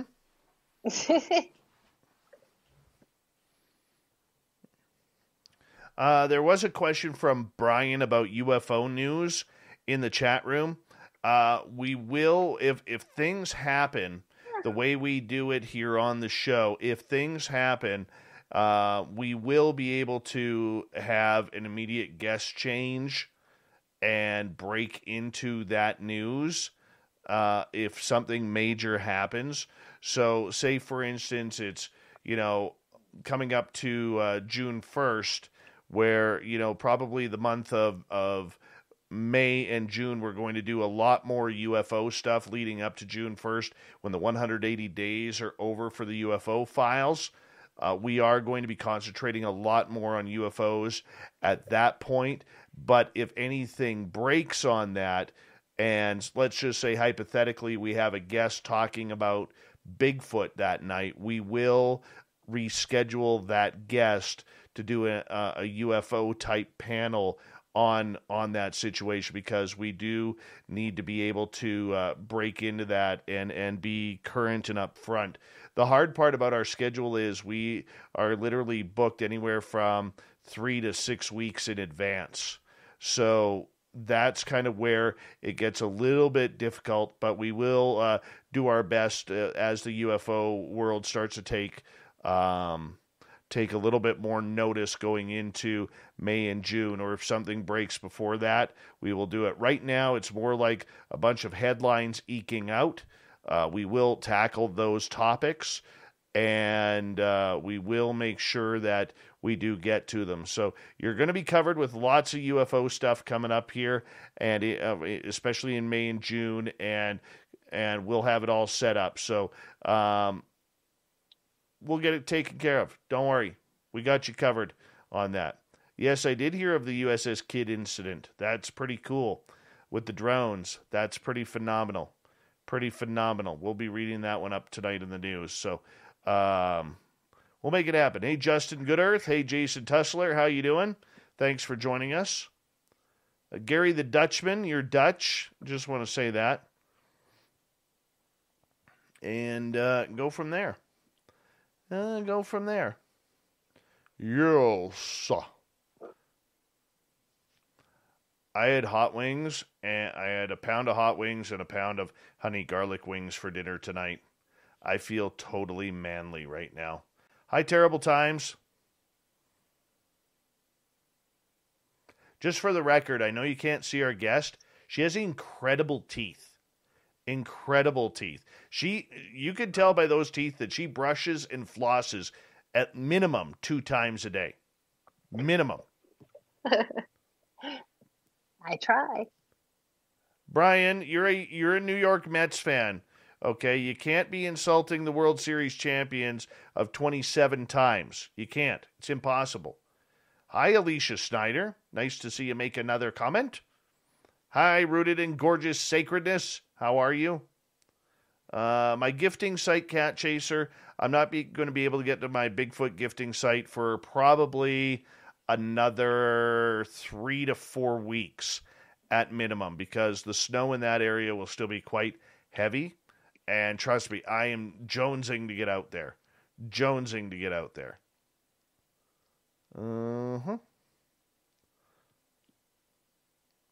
We'll get into that, Michael Lestuka. Totally get into that. Good Ukrainian kid, Michael Lestuka. Having fun yet? Yes, I am. Thank you. Yeah, that's what we do. Lots of fun. Lots of fun. That's what we do.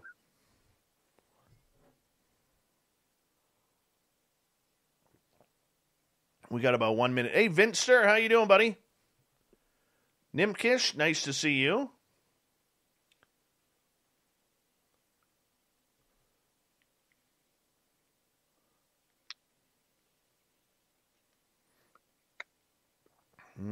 Brian, I want to read the magazines you're reading, because you're delusional that the Mets are better than the Yankees. Delusional.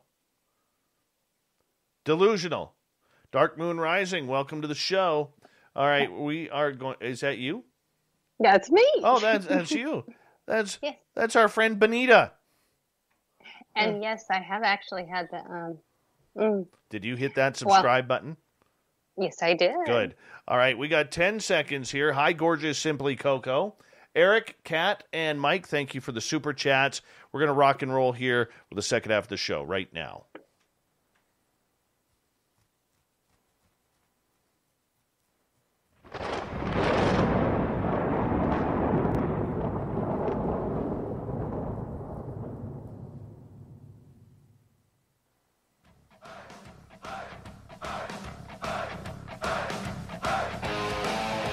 Second half hour of, or make that the second half of Spaced Out Radio is now underway.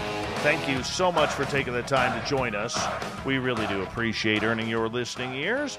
Welcome back, as we want to remind you that if you missed portions of this show or others, you can check out our free archives by going to youtube.com/Spaced Out Radio. Just do old Davey the favor, hit that subscribe button. Our website is spacedoutradio.com, where we have a plethora of features for you, including rocking out to Bumblefoot and reading up on Captain Shirk's SOR Newswire. Follow us on Twitter at Spaced Out Radio and on Instagram at Spaced Out Radio Show. We continue on with Bonnie Woodruff. We're talking paranormal stories all night long, and we appreciate you coming on in. Bonnie, thank you.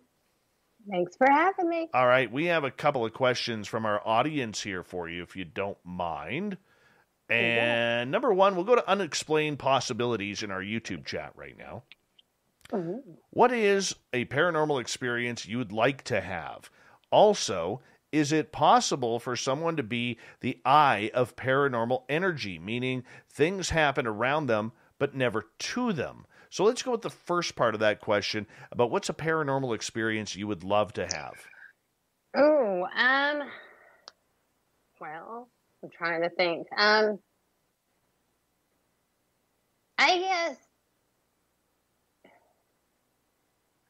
maybe like the seeing actual manifestations doesn't happen as I would. Sounds so funny. As much as I would like I have had them and such, but it's not a constant. So I guess I would enjoy seeing the little people actually manifesting in front of me more often. And as far as yes, there are some people that are, I call it, they are haunted. I in some ways, I have abilities as well, but I tend to be that, people that have never had a paranormal experience. I've had at least 3 to 4 people that have had them. They tease. It's like, it's your fault. And they've actually mean it. They weren't too happy with me at first. They thought that I somehow caused them to,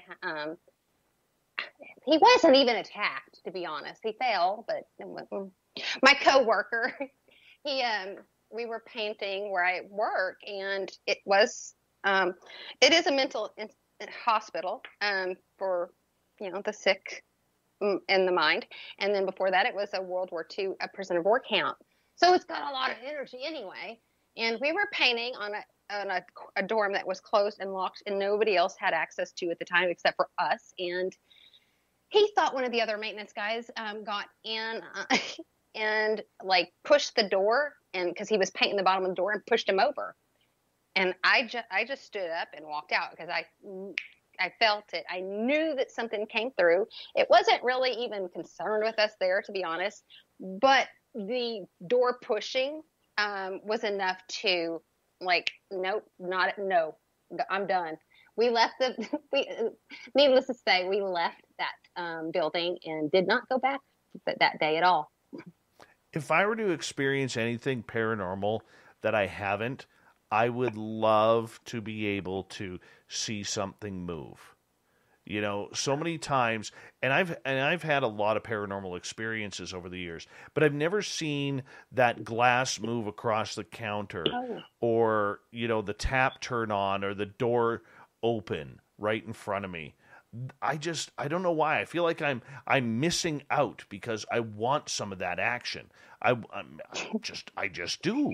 That is actually always phenomenal. Like I've seen it, like 3-4 times. Not often. It's not much, but I honestly, every time my jaw just still drops, even though I'm used to this more than a lot of people are, but I'm like, wow, that's awesome. Do it again. Of course, that's usually I'm not a show monkey and I'm not doing it again. That was just because you were frustrating me. But yeah, no, it's interesting. It's a little bit unsettling at first because you're okay. That just happened and you have to like try to comprehend it, and it's a little bit sometimes. All right, the second part of that question from Unexplained Possibilities is it possible for someone to be the eye of the paranormal energy, meaning things happen around them but never to them? Around them, well, like to them meaning that they don't literally like speak, or like or they're a medium of some kind. Yeah, I feel like some people are just more prone to be haunted, is what I call it. That's a haunted person.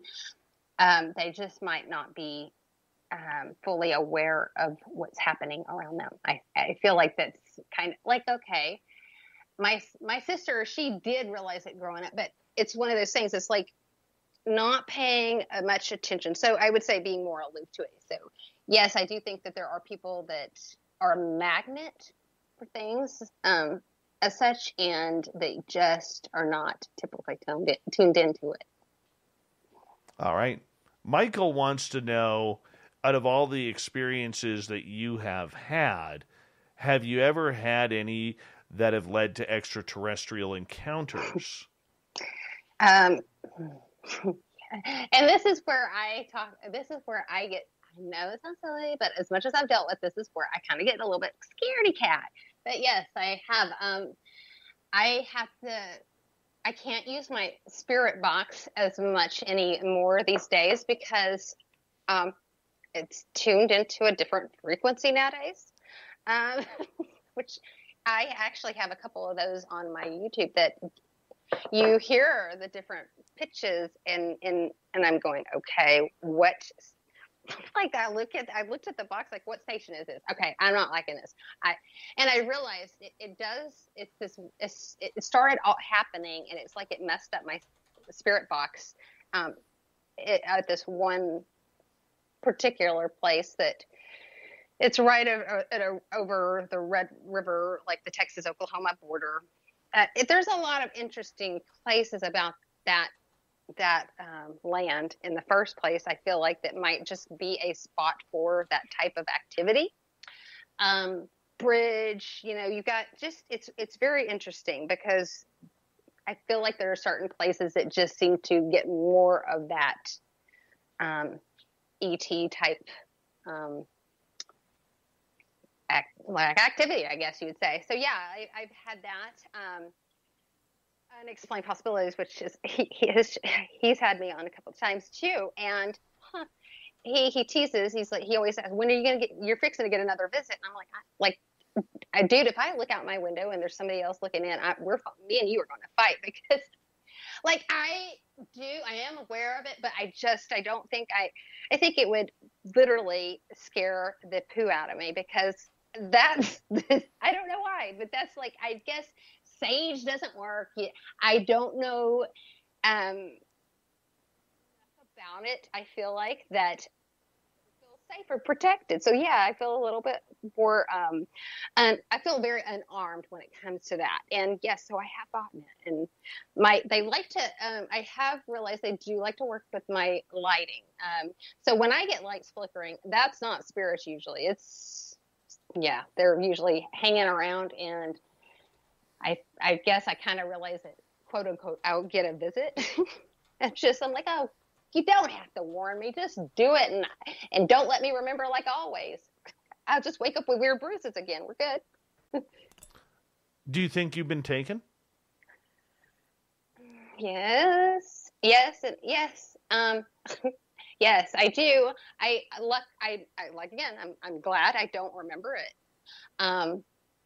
I had for the longest, and that's honestly unexplained helped me a lot with that.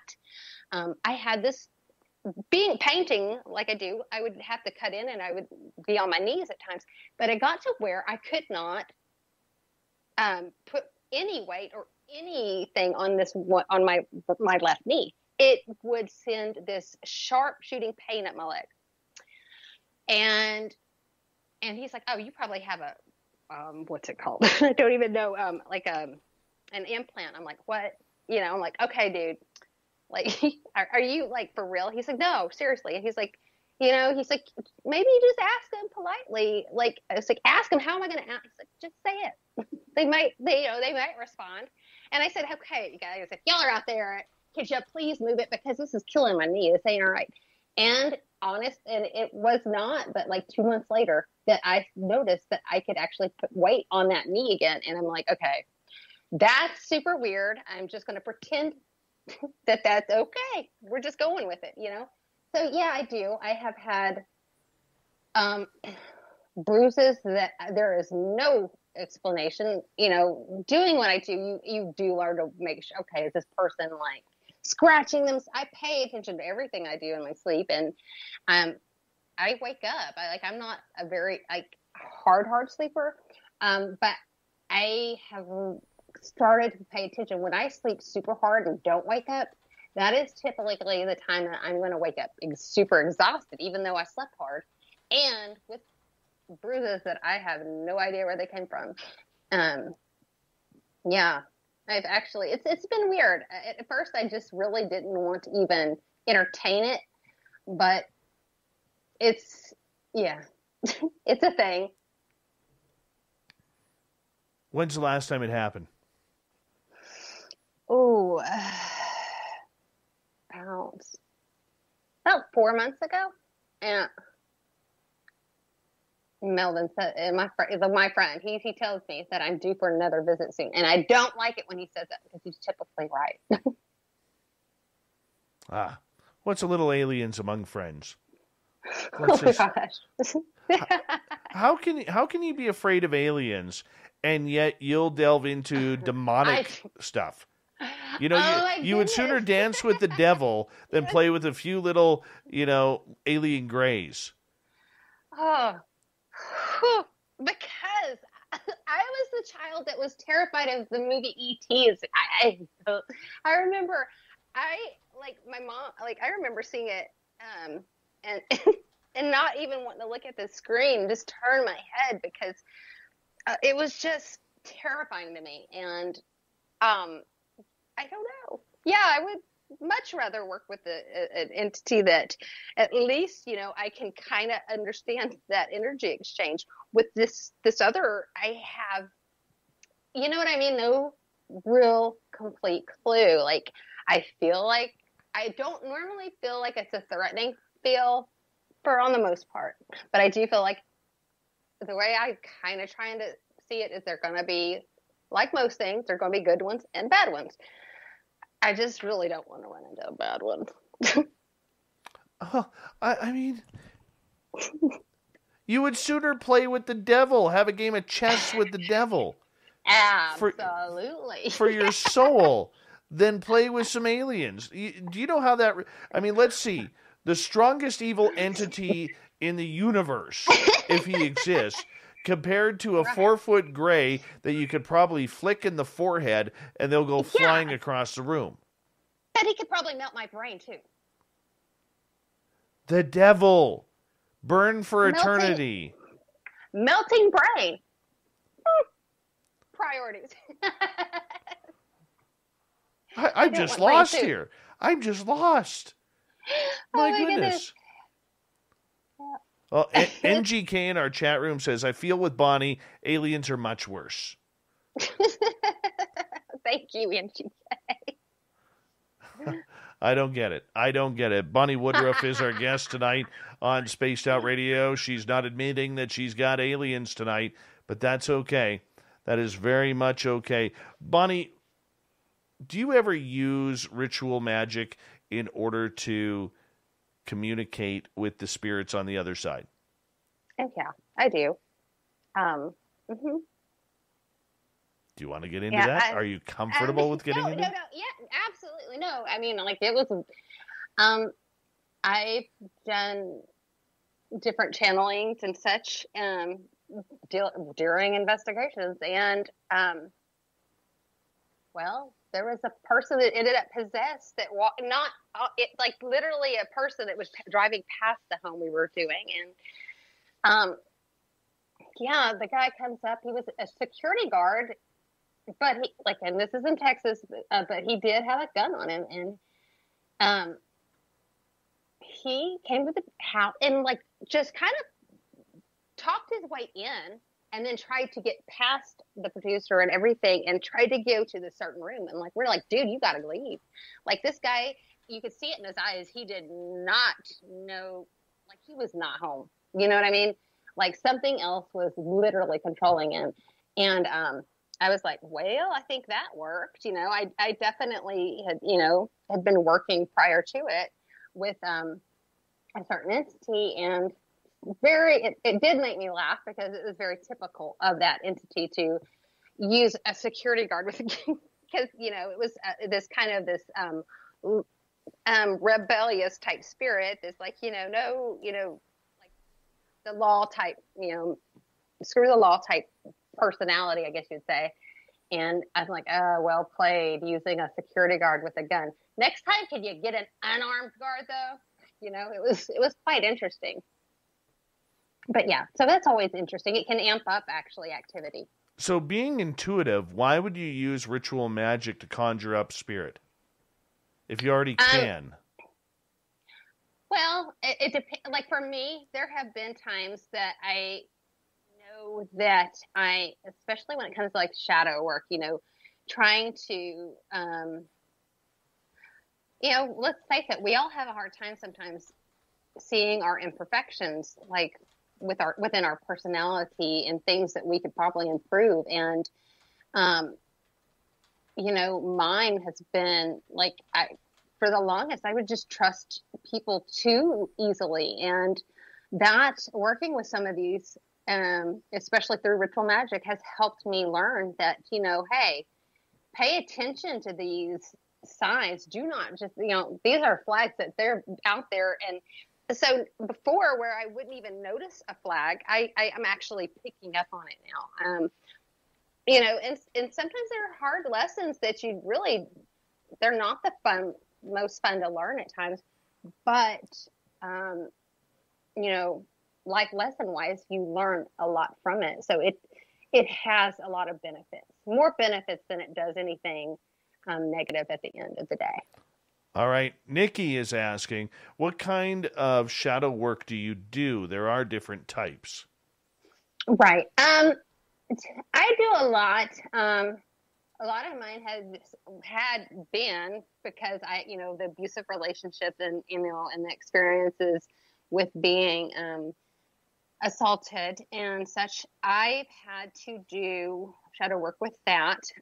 Number one, like, oddly enough, because I felt like it was just more of a story, and not that it's not, it's a great one. I love, the story with Medusa and such, but Medusa came up through working her and Astarte. They both work to me when it was dealing with, rape and healing from those things. So literally with Medusa, it was oddly enough, I used a mirror to look at myself because I had to start seeing myself as not a victim anymore. Like, it removes that victim mentality. It's like, what is making you, it was literally, she was like, telling me, what makes you see a victim in this reflection here?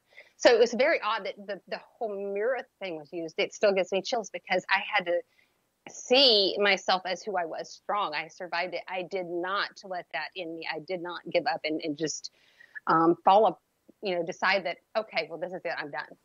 I kept on fighting, and that through that, there are other people that, that can be helped, or that you can, when people don't know how to speak up or are afraid, pay attention to these things. That was one thing I realized is, like, me not saying anything and speaking out, or at least shining light upon the person that did that to me, I was able to forgive myself for it because it was something that literally being empathic, it tore me up on a daily basis because I realized that I had left so many other people exposed to this person and I didn't do the right thing and just speak up my voice and not worry about what people thought of me.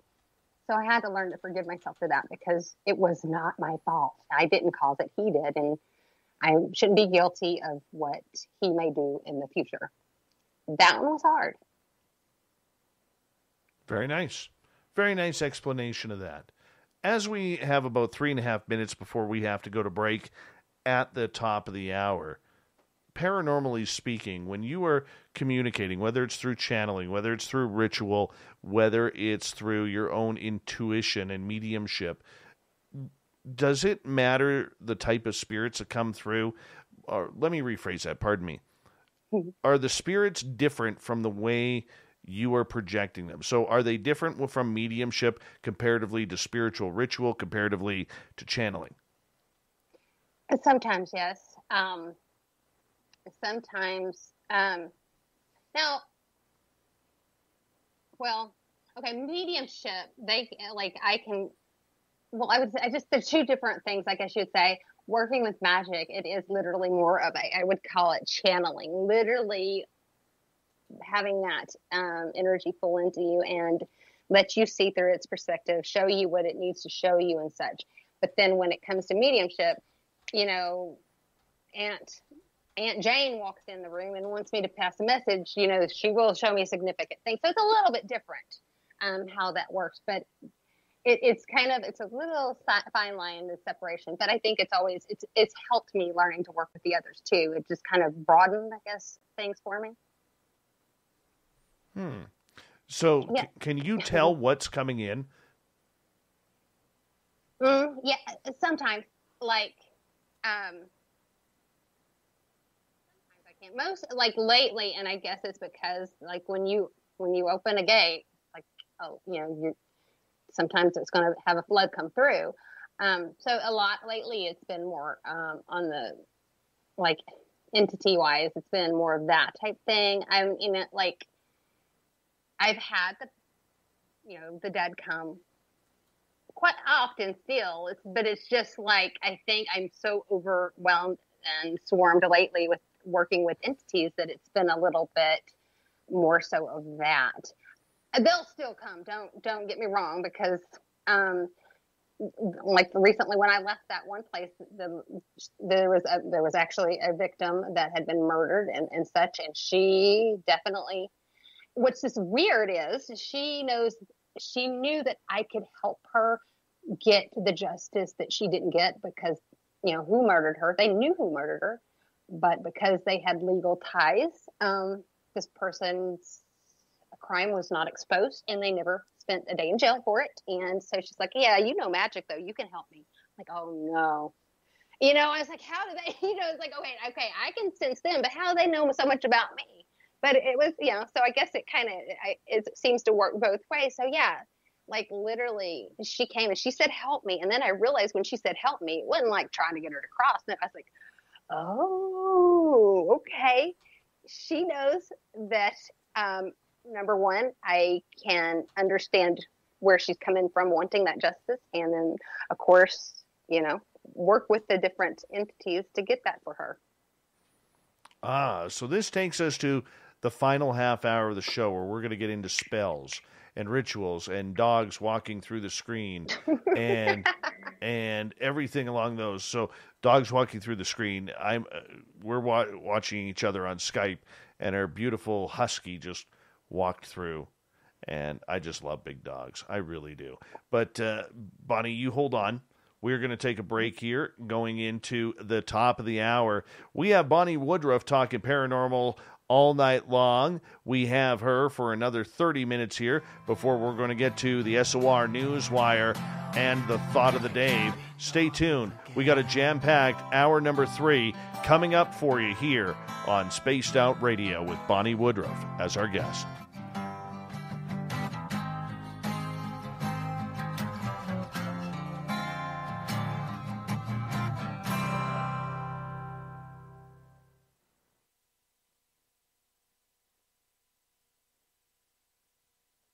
All right, we're clear? I'm just going to run my dogs outside. I'll be right back, okay? Sounds good. The Space Travelers Club is a place where you can interact with other listeners, either live during the show or on our great forum. We want your stories, pictures, comments, and ideas. You'll get live video streams, exclusive content, and be a part of our newsletter. Stay in touch with everything SOR. The Space Travelers Club is just $5 a month at spacedoutradio.com.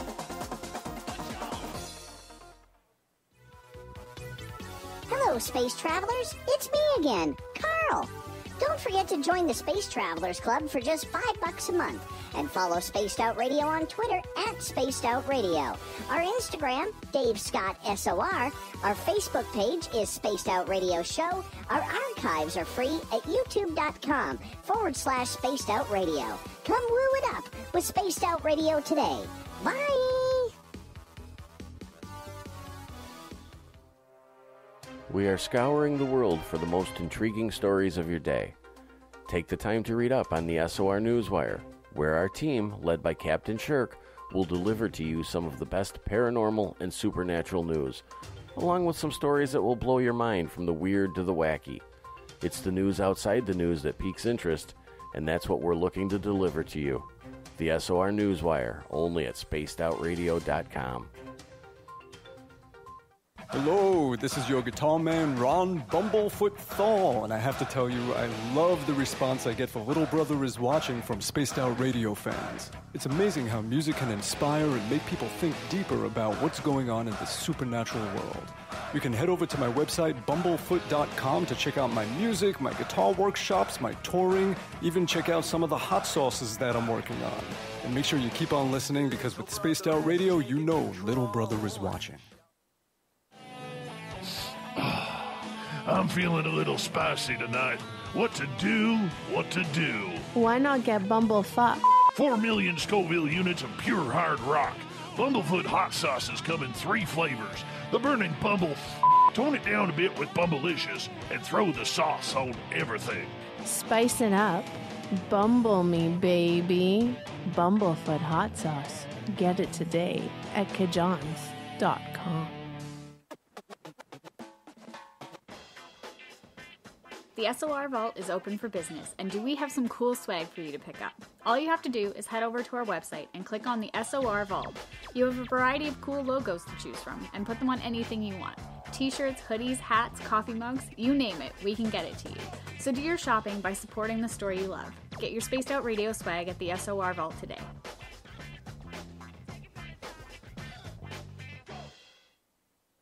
Hey, space travelers, this is John Resig, founder of the Chive and Chive Charities. If you know anything about our website, you know we like to do things a little differently. We're not some faceless organization collecting money for a nebulous cause. Our donor dollars go directly toward life-improving items. Then we give those items directly to an underdog who needs it most. To become a donor with Spaced Out Radio's official charity, Chive Charities, just go to chivecharities.org/donate. We're adding to the entertainment online for Spaced Out Radio. I'm Amber Beckrud, and I want to invite you to subscribe to our YouTube channel and check out Cryptid Tales, where I will take you on a journey into some of the strangest legends and lore from around the world, relaying the stories to you of the strange creatures and experiences that people have had throughout time. You can find Cryptid Tales at youtube.com/Spaced Out Radio, and while you're there, don't forget to check out our free archives and leave a comment. See you there. We all know on Spaced Out Radio we love a good beard and mustache, so why not take care of your facial hair with Mighty Moose Beard Oil? Made in Canada, we're taking care of beards and... All right, I am back. All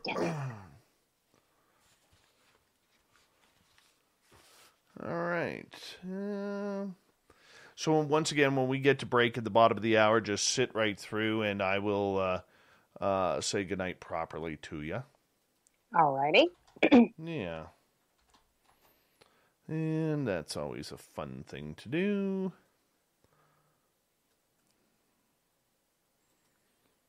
Mm-hmm.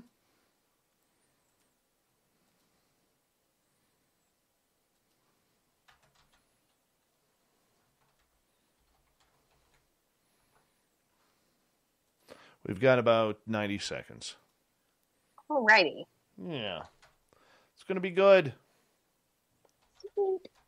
Yos.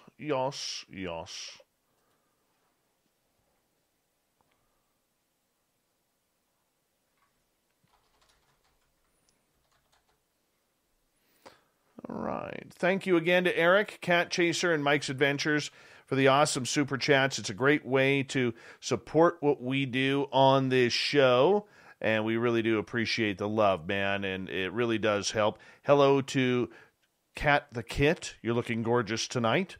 Thank you for joining us. And Fapster, how's Grandma Rose? Please give us an update. We'd appreciate that.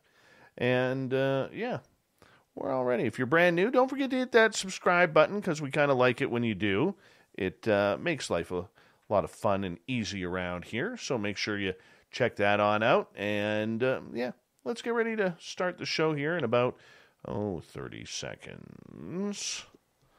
Yeah, we're going to have a good time here. Yeah.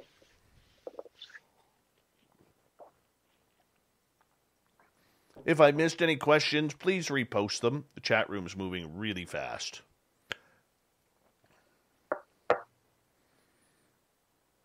Five seconds. Here we go.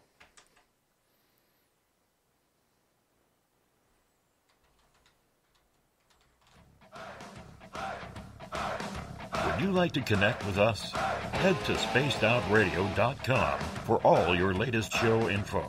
Now, back to Dave Scott and SOR. Here we go with the third and final hour of Spaced Out Radio tonight. My name is Dave Scott. Thank you so much for taking the time to join us. Really do appreciate earning your listening ears. I want to say thank you to everyone tuned in on our terrestrial affiliates around North America, digitally on TalkStream Live, Revolution Radio, and KPNL. All of our archives are free by going to youtube.com/Spaced Out Radio. Do old Davey the favor, hit that subscribe button. The Desert Clam has set the password for tonight in the SOR Space Travelers Club. It is Karyotype. Karyotype is your password. Use it wisely, space travelers, as the Clam sets the password each and every night right here on Spaced Out Radio. Our website is spacedoutradio.com, where we have a plethora of features for you, including rocking out to Bumblefoot and reading up on Captain Shirk's SOR Newswire. Follow us on Twitter at Spaced Out Radio and on Instagram at Spaced Out Radio Show. For the final time tonight, paranormal investigator, clairvoyant, medium, Bonnie Woodruff is our guest. She also practices magic rituals. We're going to get into that and a little bit more here as we got her till the bottom of the hour. Bonnie, welcome back. Yes, nice to be here. It's good to have you here as well. Magic rituals, for a lot of people who may not understand what they are. Explain that. Okay, well, number one, magic is basically manifesting. You can shape your own reality, I guess is what some would put it. Literally, or taking energy and directing it in a more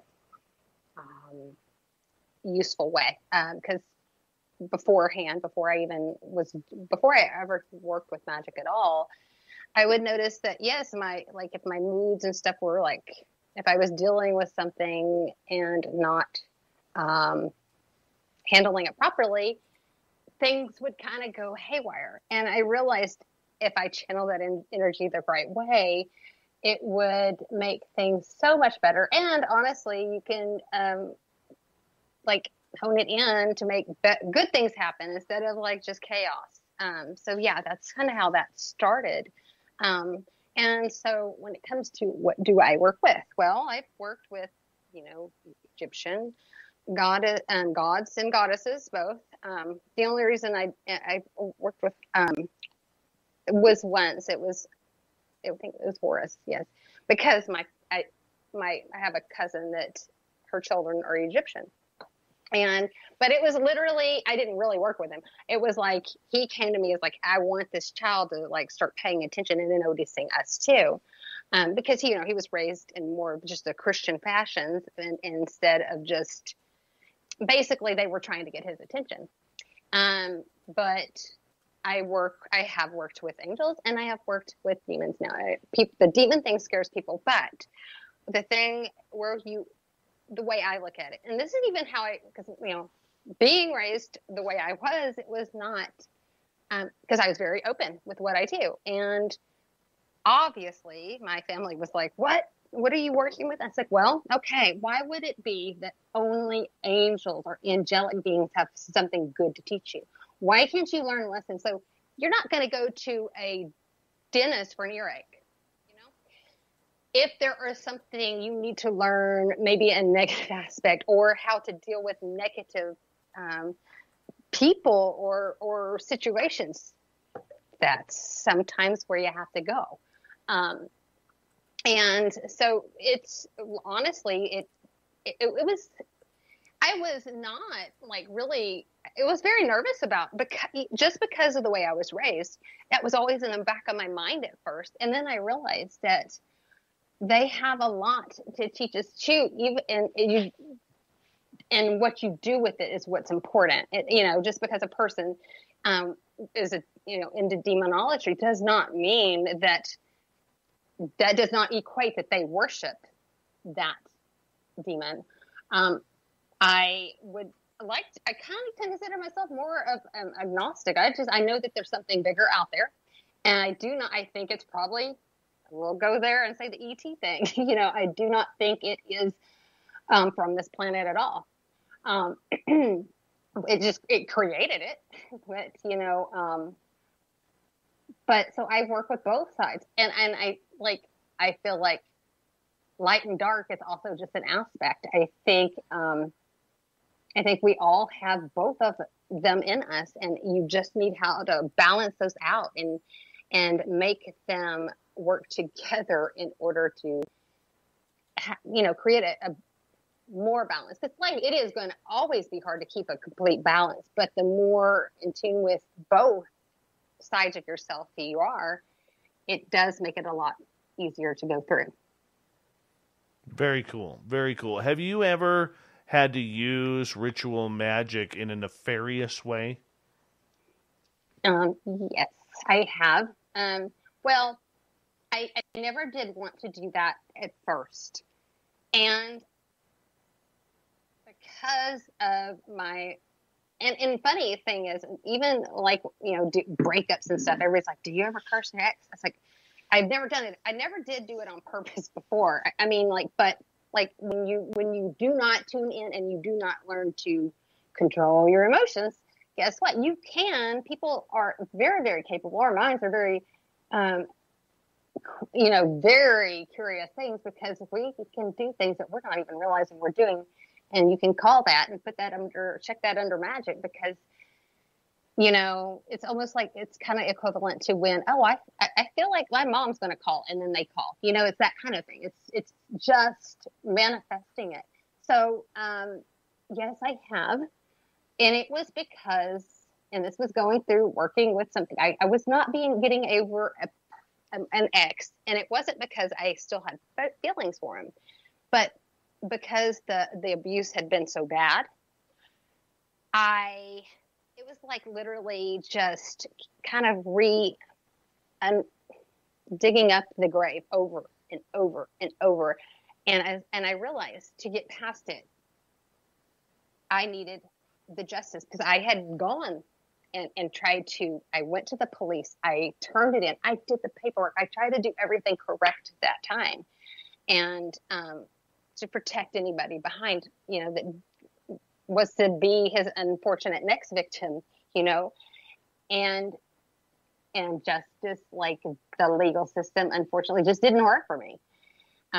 Even though I did try to go that route, and I needed closure. I needed to know that in some way or form that he was going to pay. And that's the thing, is my request was to make nobody be able to love him the way, because he had this big ego that he very, very himself, very controlling and such. But my main request was for people to see him for exactly what he was, and that he go through this, that other people hurt him the way he's hurt other women, because I was not his only victim. I found out later. Right. So Yeah, he's had a couple of. I think you made your point on that. Yeah, he's made a couple of accidents. Yeah. All right, I have some audience questions here for you. And let's start off with Brian. Getting back to your ET experiences, he is asking, did you have any evidence that you had an actual implant inside of you, or did you just have knee pain? Well, I was never able to like I know I've known people that have tried to cut out and such, but as far as proof, no, I can't say that, except for I have had trouble getting through the security at airports every time I go. Every time I go, they have to pat me down. Like they'll send me through, and and it's usually in my ankle. Oddly enough, I'll beep and they'll pat my leg and like pull down my socks, make sure that there's nothing there, and there never is. So it's just odd things like that that I cannot explain, because I know I don't have any like bone like leg replacements or ankle replacements or anything like that should be doing that at all. So yeah, that's always kind of weird for me. Every time I go through, I'm like, I hope I don't, and I do every time. All right, let's get to another question. This one from Nikki, who is asking, do you work with what she would refer to as hierarchy beings, angelic and the like, or are you only working with entities? No, it's both. I work with, I have worked with the archangels, different ones, because when it comes to healing, like Raphael is going to be a healer. That's just kind of like where I would suggest people to go to if you need healing of some sort. If you are needing like justice, I have worked with Tyr because of my heritage. The Tyr is the Norse god of justice and the sky. But I've worked with Tyr, and then of course I've worked with Belial, who is also very a go-to demon, or when it comes to the goetic demons, that would be another one that will get you justice. He's actually quite, I've seen things happen immediately with Belial. But Tyr does just as well, depending on, sometimes it's just what you feel more comfortable working with. All right, let's move on to another question here. Michael is asking, is it normal for spirits or the dead to visit you in your dreams, meaning family members?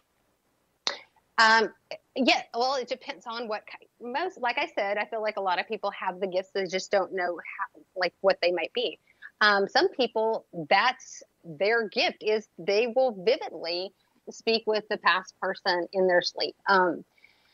And so, that's very, very normal. And if it is somebody coming to you, I would to those sort of people, I would always say, keep a dream journal, keep something down so that you can write and take notes. And then once you can be more aware of what's going on, then you can, start working on, being able to be lucid and speak to them and ask questions and kind of control that dream so that you can make sense of what they're trying to tell you. All right, let's get to Jenny's question. Jenny is asking, demons may teach you something, but what do they want in return? What we've been taught is they don't believe in freebies. I have literally, when I worked with Belial, it literally was telling some, just kind of telling us, somebody that was from my previous faith, letting them know that I did this and I worked with them. It was, okay, guess what, Mom, I worked with a demon. It was being able, to kind of just stand up. I have never once offered my soul. I have never offered it my children or anything like that. And so, no, it's not, I understand where people come from, because I was raised we had confirmation, which is a lot like catechism in Catholic religion. So I was raised where this is a no-no, but it's definitely not what some, I guess you'd say, some sources have made it seem to be. I have had literally, like, one time, it was like working with this was the Celtic goddess, the Morrigan, but she just wanted me to dedicate so much time to her every day. And it wasn't really that painful. I think it was like 30 minutes to an hour a day. Why? Just to learn what she was trying to show me. And a lot of it was that when I was going through some really bad things, it was to stand up, to find that warrior within myself. Like we all have that when we feel like that we're fixing to snap, that we can't handle anymore, to stand up and quit crying. And like there was one day that I was in the bathroom. I went so that my kids couldn't hear me, and I was just my heart was broken. Like this was right before we found out my boy's dad was dying, or right at the time we found out he was dying, and I just was tired of having to be the ones to tell my children all this, when things would hit them. It was all left on me, and I just was like, I can't anymore. And I was crying and having my moment. And she's like, stand back up. Because I had like just kind of balled up, and she stand back up. This is not who you are. You're stronger than this. I'm like, oh goodness, And so it did. She gave me strength, and it was just a lot of times they're just reminding us who we are, that we are a lot stronger than we give ourselves credit for. All right, let's move on to another question here for you. Offworld Adam is asking if you would consider yourself to be a necromancer. I've gotten that. Yeah. Yeah, in ways. Well, technically, from a lot of people that I know, that when you work with the dead a lot, you are in sorts a necromancer. And I think that's why, like, people that do that, especially when it comes to people that are kind of witchy, they'll work with Papa Legba or like, oh my goodness, Santa Muerte, because they're gatekeepers and such.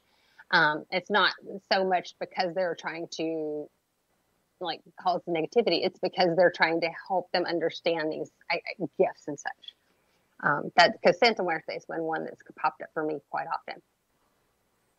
All right, let's get to NGK. Do you think that cursing somebody will have an impact on your soul when you die? Or do you think you were given these magic powers to do the justice? Well, if it's not personally, I know there's some people that totally believe differently, but for me, like I said, I won't curse unless it's needed, or because you're dealing with a rapist, or you're dealing with somebody that has hurt children. Okay, there's if the law's not going to work, then sometimes sometimes things have to be done, and I feel like if you're doing it just because somebody hurt you and you can't get, past it or whatever, and your feelings you're left with a bumped ego, then yeah, you might get some, feedback, and you might get actually some, crap hits you back in life. But on the other hand, if it's because this person was a horrible person, well then, okay. I feel like it will kind of be like you're just kind of speeding up karma per se. Okay. So for you, you don't worry about the retribution. You don't worry about the afterlife. You don't worry about, these favors that darker spirits have done that they may all of a sudden, want your soul to burn in the pits of hell until eternity, or you're rescued by the Virgin Mary. Because number one, I do know myself. I know where my heart, where I lie. And I do not, because so many things in the Bible, because I know it well, are not what exactly there's a lot left out of the Bible too. There are books, they find them, there's books that were just not put in there. And I feel like that's because man, at the end of the day, wrote the Bible. So yeah, you have it, it's a little skewed. And so I know who I am as a person. I know that I've never purposely hurt but a couple people, and that's because because I felt that it was justice for me at that point. But I sleep well at night. I'll put it that way. And I have like a lot of empathy, so yeah, I sleep well. All right, Vinny was always looking for a date, wondering if you're single or not. He is wondering, what is your favorite movie about magic? About magic, it's I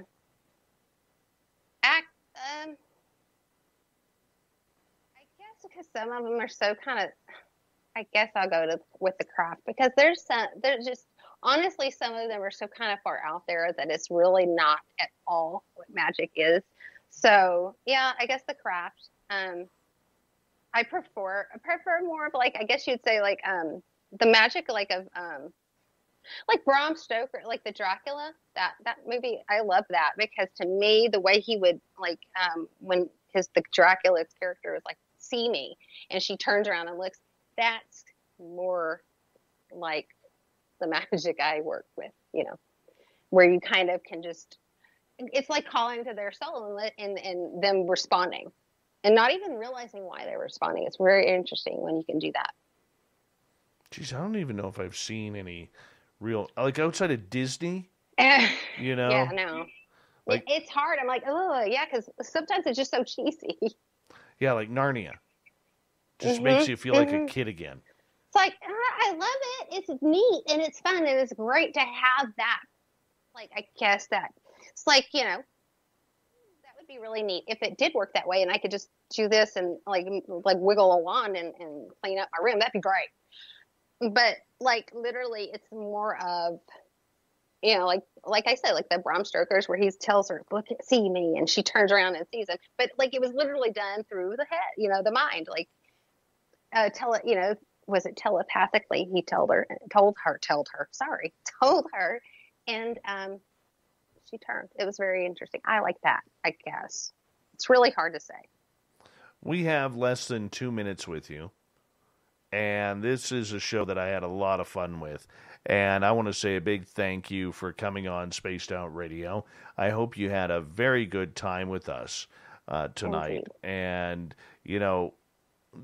I think you're good people. And that needs to be brought forward. Do me a favor, if you don't mind. Take a minute or so to tell everybody where they can find your work, any podcasts you were on, etc. Right. Okay. I'm on under Dark Moon Rising on YouTube. Bonnie Woodruff on Facebook. Raven Moon Tarot also on Facebook. That's my tarot page and where I do readings if somebody's needing that and such. And that's also on Instagram, Raven Moon Tarot. And also I have been on Live Sci-Fi, LIVESCIFI. And let me think. Sorry, and Unexplained Possibilities on YouTube. I think that's it. My YouTube is actually where I have some of my things that I caught that I just were interesting on video camera. I've lucked out with that quite often. Well, that's cool. Well, you continue to, do your magic, do your thing, go play with the ghosts and have some fun because, right. I hope we did enough where you're not going to, throw an eye of newt inside a boiling pot of water to cast a spell of demise on us here on the show. So I hope you had a good time, is what I'm saying. I did. Thank you for having me. Absolutely. And that is Bonnie Woodruff, everybody. She is a medium. She is psychic. She's a channeler. She's a magic practitioner. And you can find her on social media. Coming up next, we have the SOR Newswire. We have the Thought of the Dave. Stay tuned. A jam-packed final half hour of Spaced Out Radio continues right after this.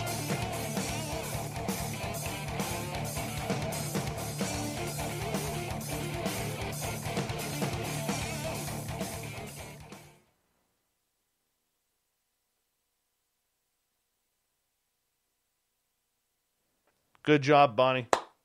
Thank you. We'll give you a few Thank claps. Yep. Very good. Very good. Vinny, by the way, says, I love you. And Aww. yes, nobody knows where he lives. So, yeah. Okay. Yeah, I don't even think Vinny knows where he lives. Oh, no. Yeah. Nobody knows where Vinny lives? Oh, Mr. Cowley's in the room. We got to sing to him. Mr. Cowley, welcome back to the show.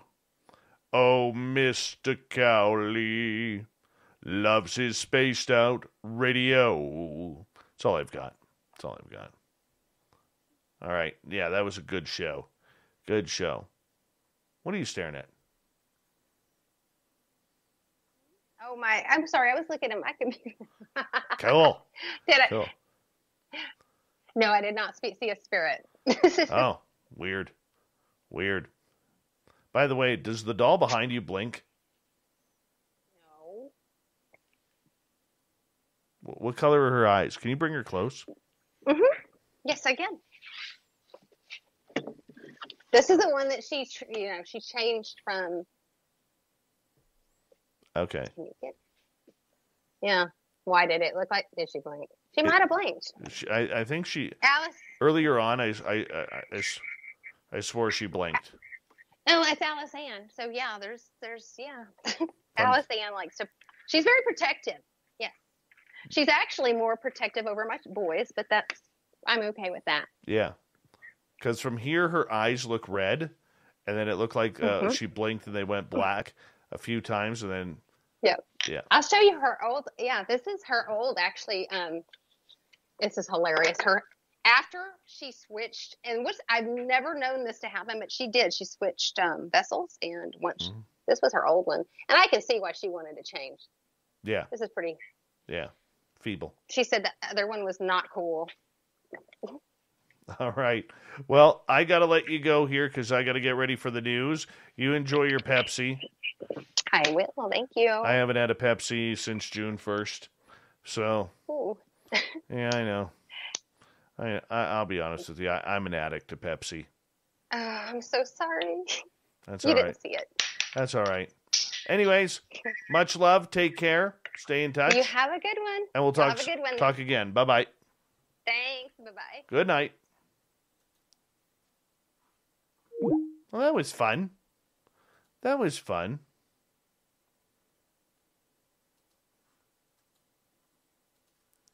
Mr. Cowley. Sovereign, what are you on tonight? You're all over the board. You're all over the board tonight. Do you have a buildup of gas in your tummy that makes your stomach hard? Is that what it is? Be honest. Vinny lives in Pound Town. Vin, I tried. I'm working for you here, Vinster. I'm like your wingman. Yeah, I liked her, Michael. I did. Okay, Sovereign, do me the favor. Turn the caps off because during the show, it's hard for me to define what is a question and what is not. Remember, I'm a one-man show here. One man. That's all I ask. Just turn the caps off. Just turn the caps off. Hi, Susan B. How are you, Susan B? I know, Vin. I know. We got to wait for the Vegas party. You got to wait for the Vegas party. Then I'll be your wingman there, Vin. I'll get you signing autographs for me. How about that?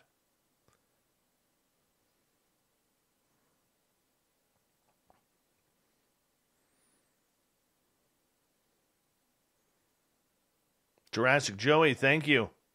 Appreciate that.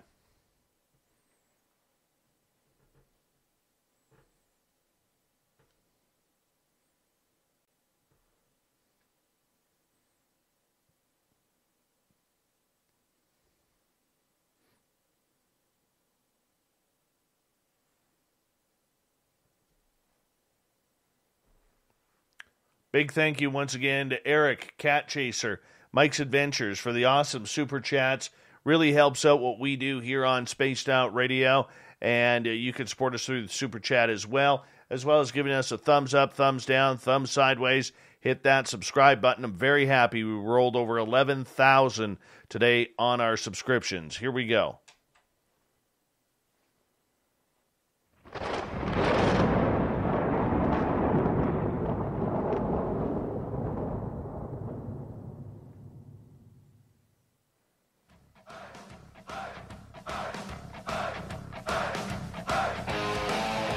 We've rounded third. We're heading for home tonight on Spaced Out Radio. My name is Dave Scott. Thank you so much for taking the time to join us. We really do appreciate it. I want to remind you that if you missed most of this show or others, check out our free archives by going to youtube.com/Spaced Out Radio. Just do me the favor, hit that subscribe button. Our website is spacedoutradio.com, where we have a plethora of features for you, including rocking out to Bumblefoot and reading up on Captain Shirk's SOR Newswire. Follow us on Twitter at Spaced Out Radio and on Instagram at Spaced Out Radio Show. Speaking of the news, let's do this thing.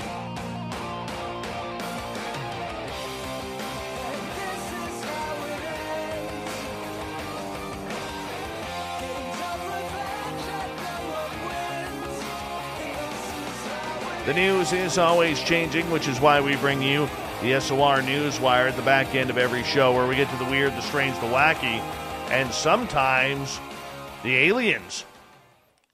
Here's a weird one from the United States Navy off the coast of California. Several drones repeatedly swarmed Navy destroyers off the California coast in July 2019, and it remains unclear who was behind the brazen nighttime flights. According to a report from the website The Drive, as many as 6 drones flew around the warships at a time in often low-visibility conditions near the Channel Islands over a number of days, with the drones flashing lights and prompting security precautions on board. The report was based mainly on Navy ship logs the Drive obtained through a Freedom of Information Act request, as well as publicly available ship tracking data. A documentary filmmaker, Dave Beatty, good guy, by the way, a fan of this show, first uncovered some details about the drone flights around the USS Kidd, a Navy destroyer. The Navy did not respond to a request for comment.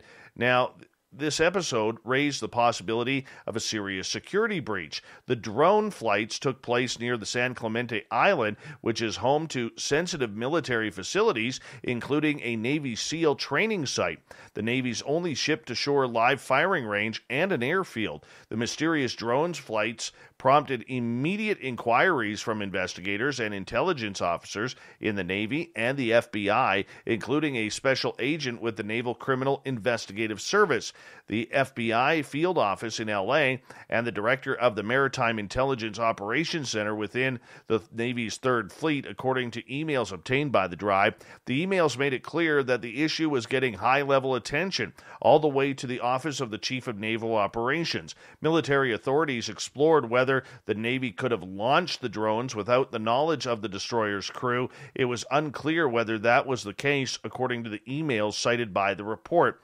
The drones were able to stay aloft for 90 minutes or more, surpassing the capability of commercially available drones, and covered at least 100 nautical miles in one case, the report said, citing the locations of the ships that reported spotting the aircraft. According to ship logs, the drones were also available to fly at the same speed as the destroyer, traveling at 16 knots in low visibility conditions, which is defined as less than 1 nautical mile of visibility.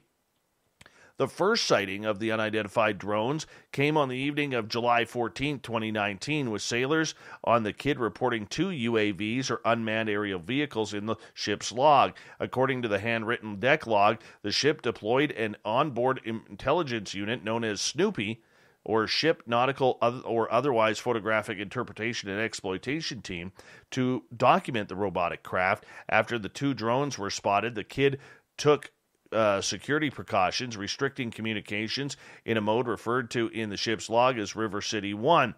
2 other Arleigh Burke-class destroyers then reported drones overhead. And the crews of the USS Rafael Peralta observed a white light identified hovering over the ship's flight deck, according to the ship's logs. This next light, on July 15th, drones showed up again late in the evening. The USS Russell documented a flurry of drone activity, with unmanned craft dropping in elevations and moving towards forward, backward, and left and right. A passing cruise ship, the Carnival Imagination, made a radio call to the Rafael Peralta to tell the crew that the drones did not belong to the cruise ship. The crew told the Navy vessel that they had seen as many as 5 or 6 drones operating nearby, according to Peralta's logs.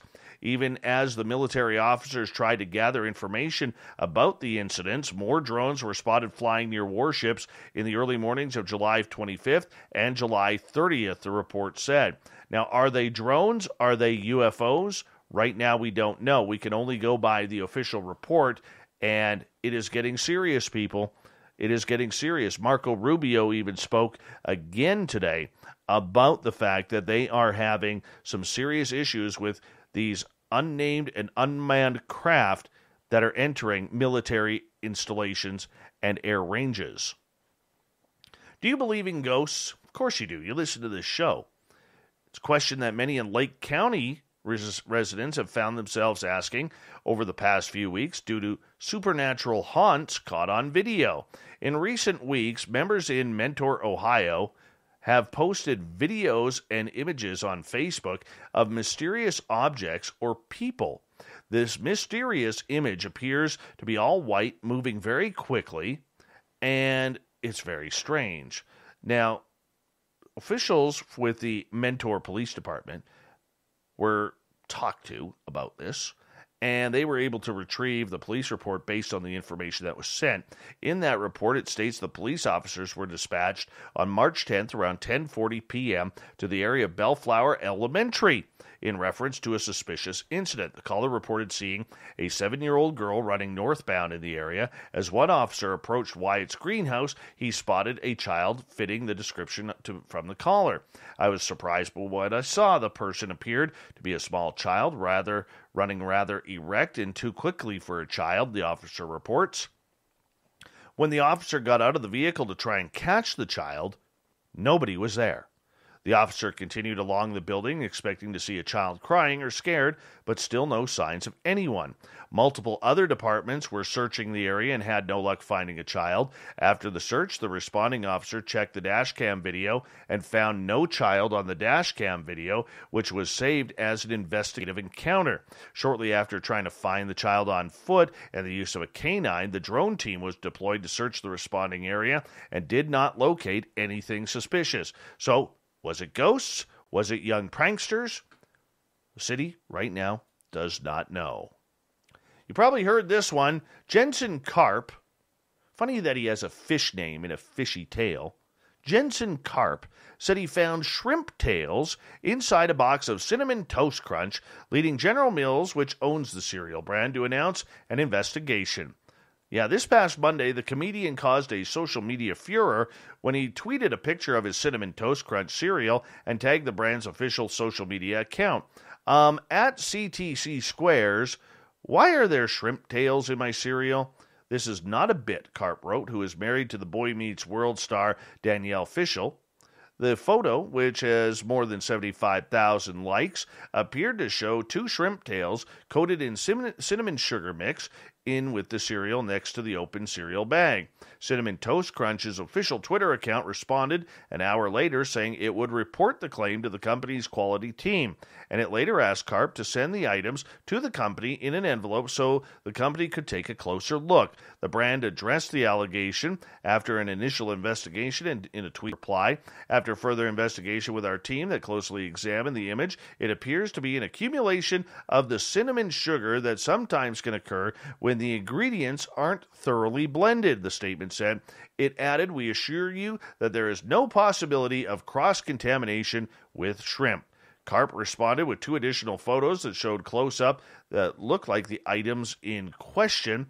After further investigation with my eyes, these are cinnamon-coated shrimp tails, you weirdos, he wrote. I wasn't all that mad until you tried to gaslight me. Karp then shared several more tweets that chronicled his Cinnamon Toast Crunch saga, including photos that appeared to show a black speck cooked into the cereal. He also claimed to have found a piece of string among the cereal box. This man must love his Cinnamon Toast Crunch. I wonder how many boxes he bought of this just to prove his point. Update, he says, my wife has a stronger stomach than me and checked the other bag in the family pack. This one seems taped up. Also appears to include, and I don't even want to say, dental floss. Karp said that the black specks would be lab tested and that he went back to Costco to ask the store about the items. In a most recent update, Karp shares screenshots sent to him via direct message from Cinnamon Toast Crunch Twitter account. He said it was the first time the brand had reached out to him since he asked him to send the suspected shrimp tails for evaluation. I won't be giving you the stuff, Karp said, adding, again, your tweet calling it sugar was super weird, and the fact that you haven't said anything to the contrary doesn't allow me to trust you with it at all. In a statement sent to via email to General Mills, said it was investigating the matter and denied that the incident happened at a company facility.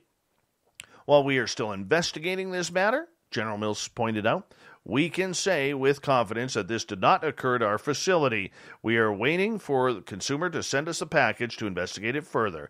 Any consumers who notice their cereal box or bag has been tampered with, such as the clear tape that was found in this case, should contact us.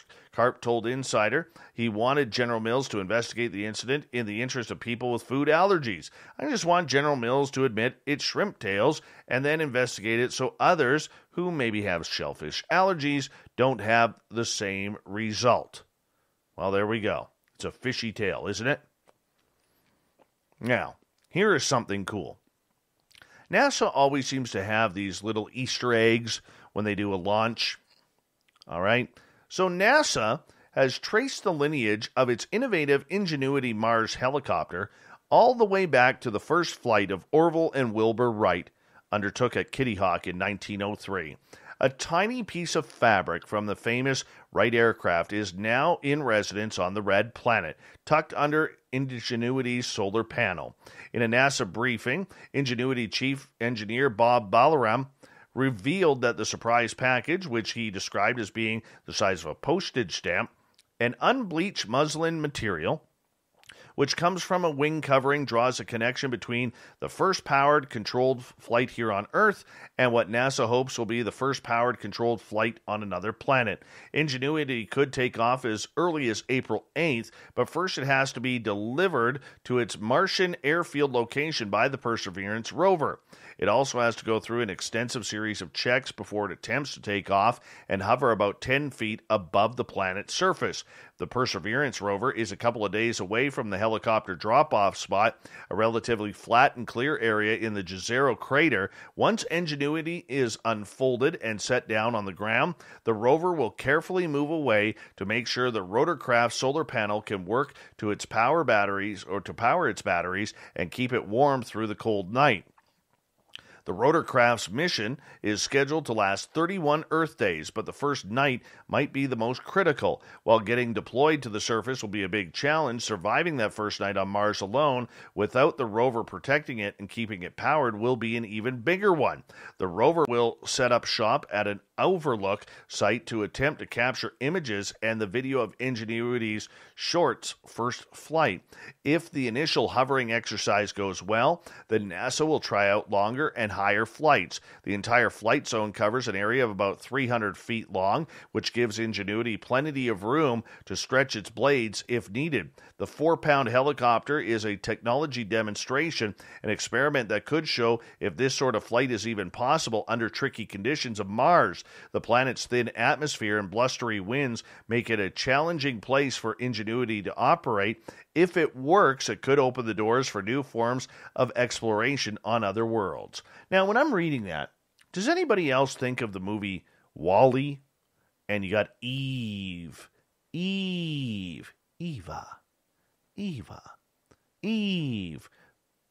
Doesn't everybody think that? You remember when Eve is flying around taking pictures of Earth to see if there's any sign of life, of plants, so that way the humans could go back?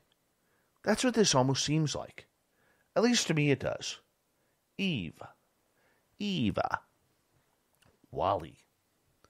Bald eagles, once on the endangered species list in the United States, are now thriving. How cool is this?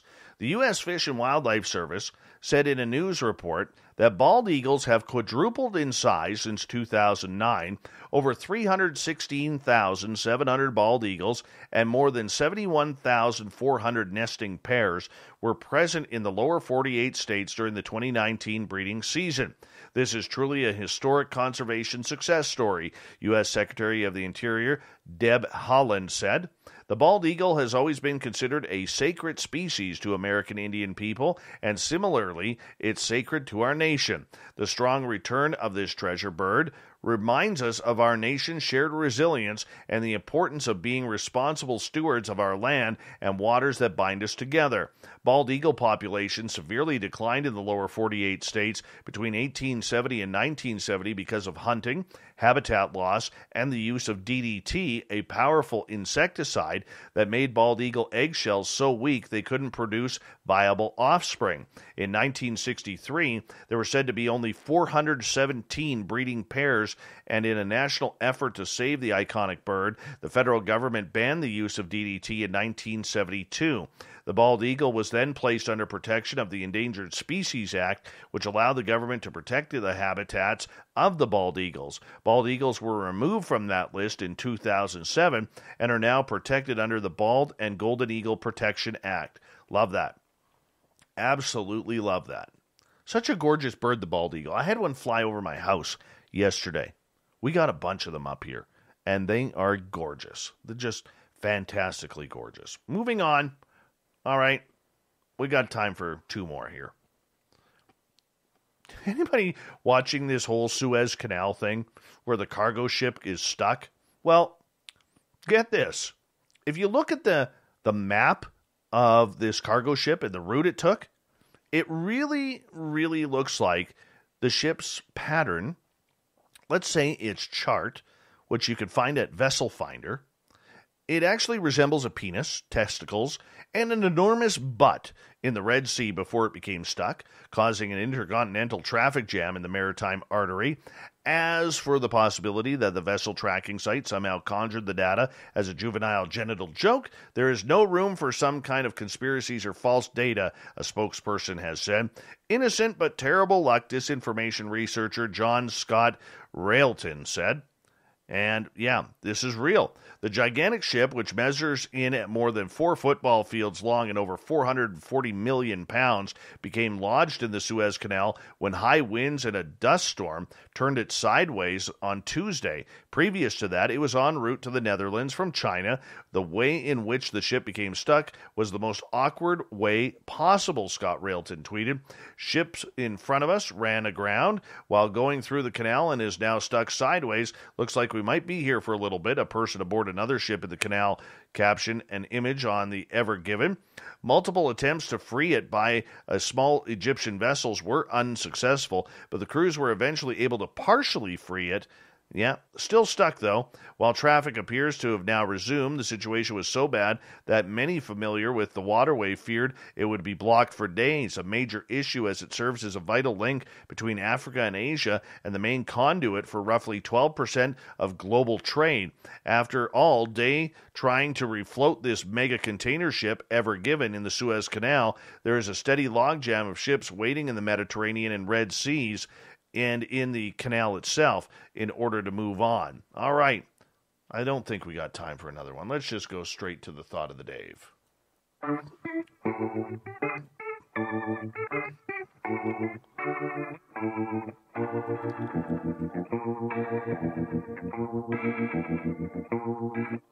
Thought of the Day happens every night at this time, where we ask a question on our Facebook and Twitter pages, then read your responses on the air because we love the audience participation around here. Today's Thought of the Day is as follows. Tell me about one of your dreams that came true that really affected you? Oh, yeah. Serena, the night my mother died, she had been talking about her deceased grandmother visiting her and wanting to take her to a party for weeks. One night I dreamt I was late to a party and I knew my mom was there, but I was late. In that dream, by the time I got there, she had since left.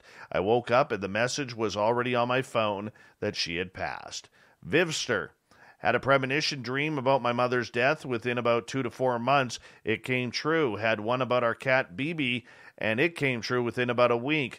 Last year, I had a premonition dream about my second ex-husband's death. That one took about 5 months. Oh, that's scary.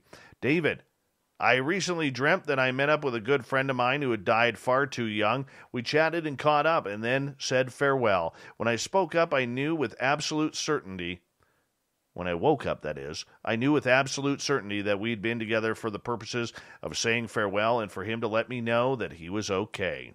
Kimberly, can't really think of any offhand, but sometimes I get messages in my sleep about famous people dying. I hear their names before I fall asleep. Doesn't happen often, but it did happen with Sean Connery. Angela, my brother and my aunt both contacted me while in comas. My aunt gave me a message from my mom and the family. That was that she was in complete understanding of what was happening. She was ready to go. My mom wouldn't answer, so she called me on my phone in my dream, but that was before cell phones. My brother wanted to go, but my great-grandmother, who was passed, said he couldn't. We were sitting at a table talking it through. She told me that to take him back to his body. I found out the next day he had been in an accident. That night he died 3 times. The chairs at the table were pulled out from under the table next to me. When I got back, I was standing in the living room looking into a light. We got time for one more. Sylvia, the dreams I have told you about, I always wanted 12 children. Well, because of this, I always wanted to raise my children in God's love. So I had a very nice mother-in-law, talked with her about turning Catholic. She was excited and said she would support me in any way. I loved her.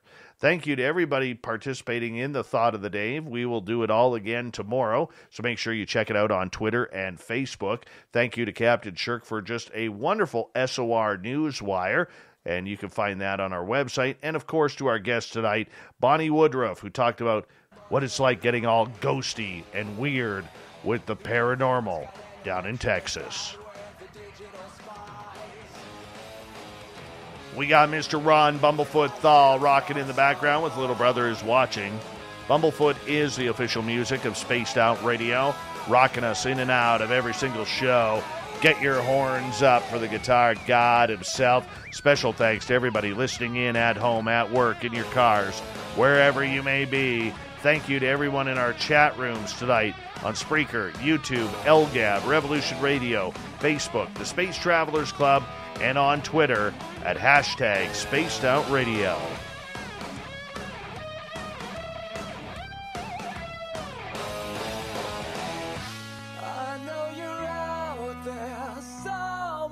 Remember, this show is copyright by Spaced Out Radio and SOR Media Ventures Limited.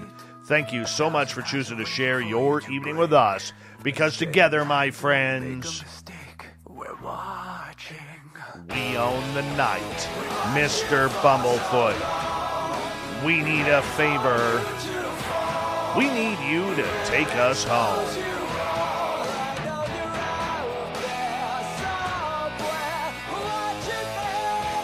Yes, the Woo train has docked for the night. But soon, my friends, we shall ride again. Your seats are always available. Your tickets never expire. And if you want to bring a friend, we've got room for them too. Good night.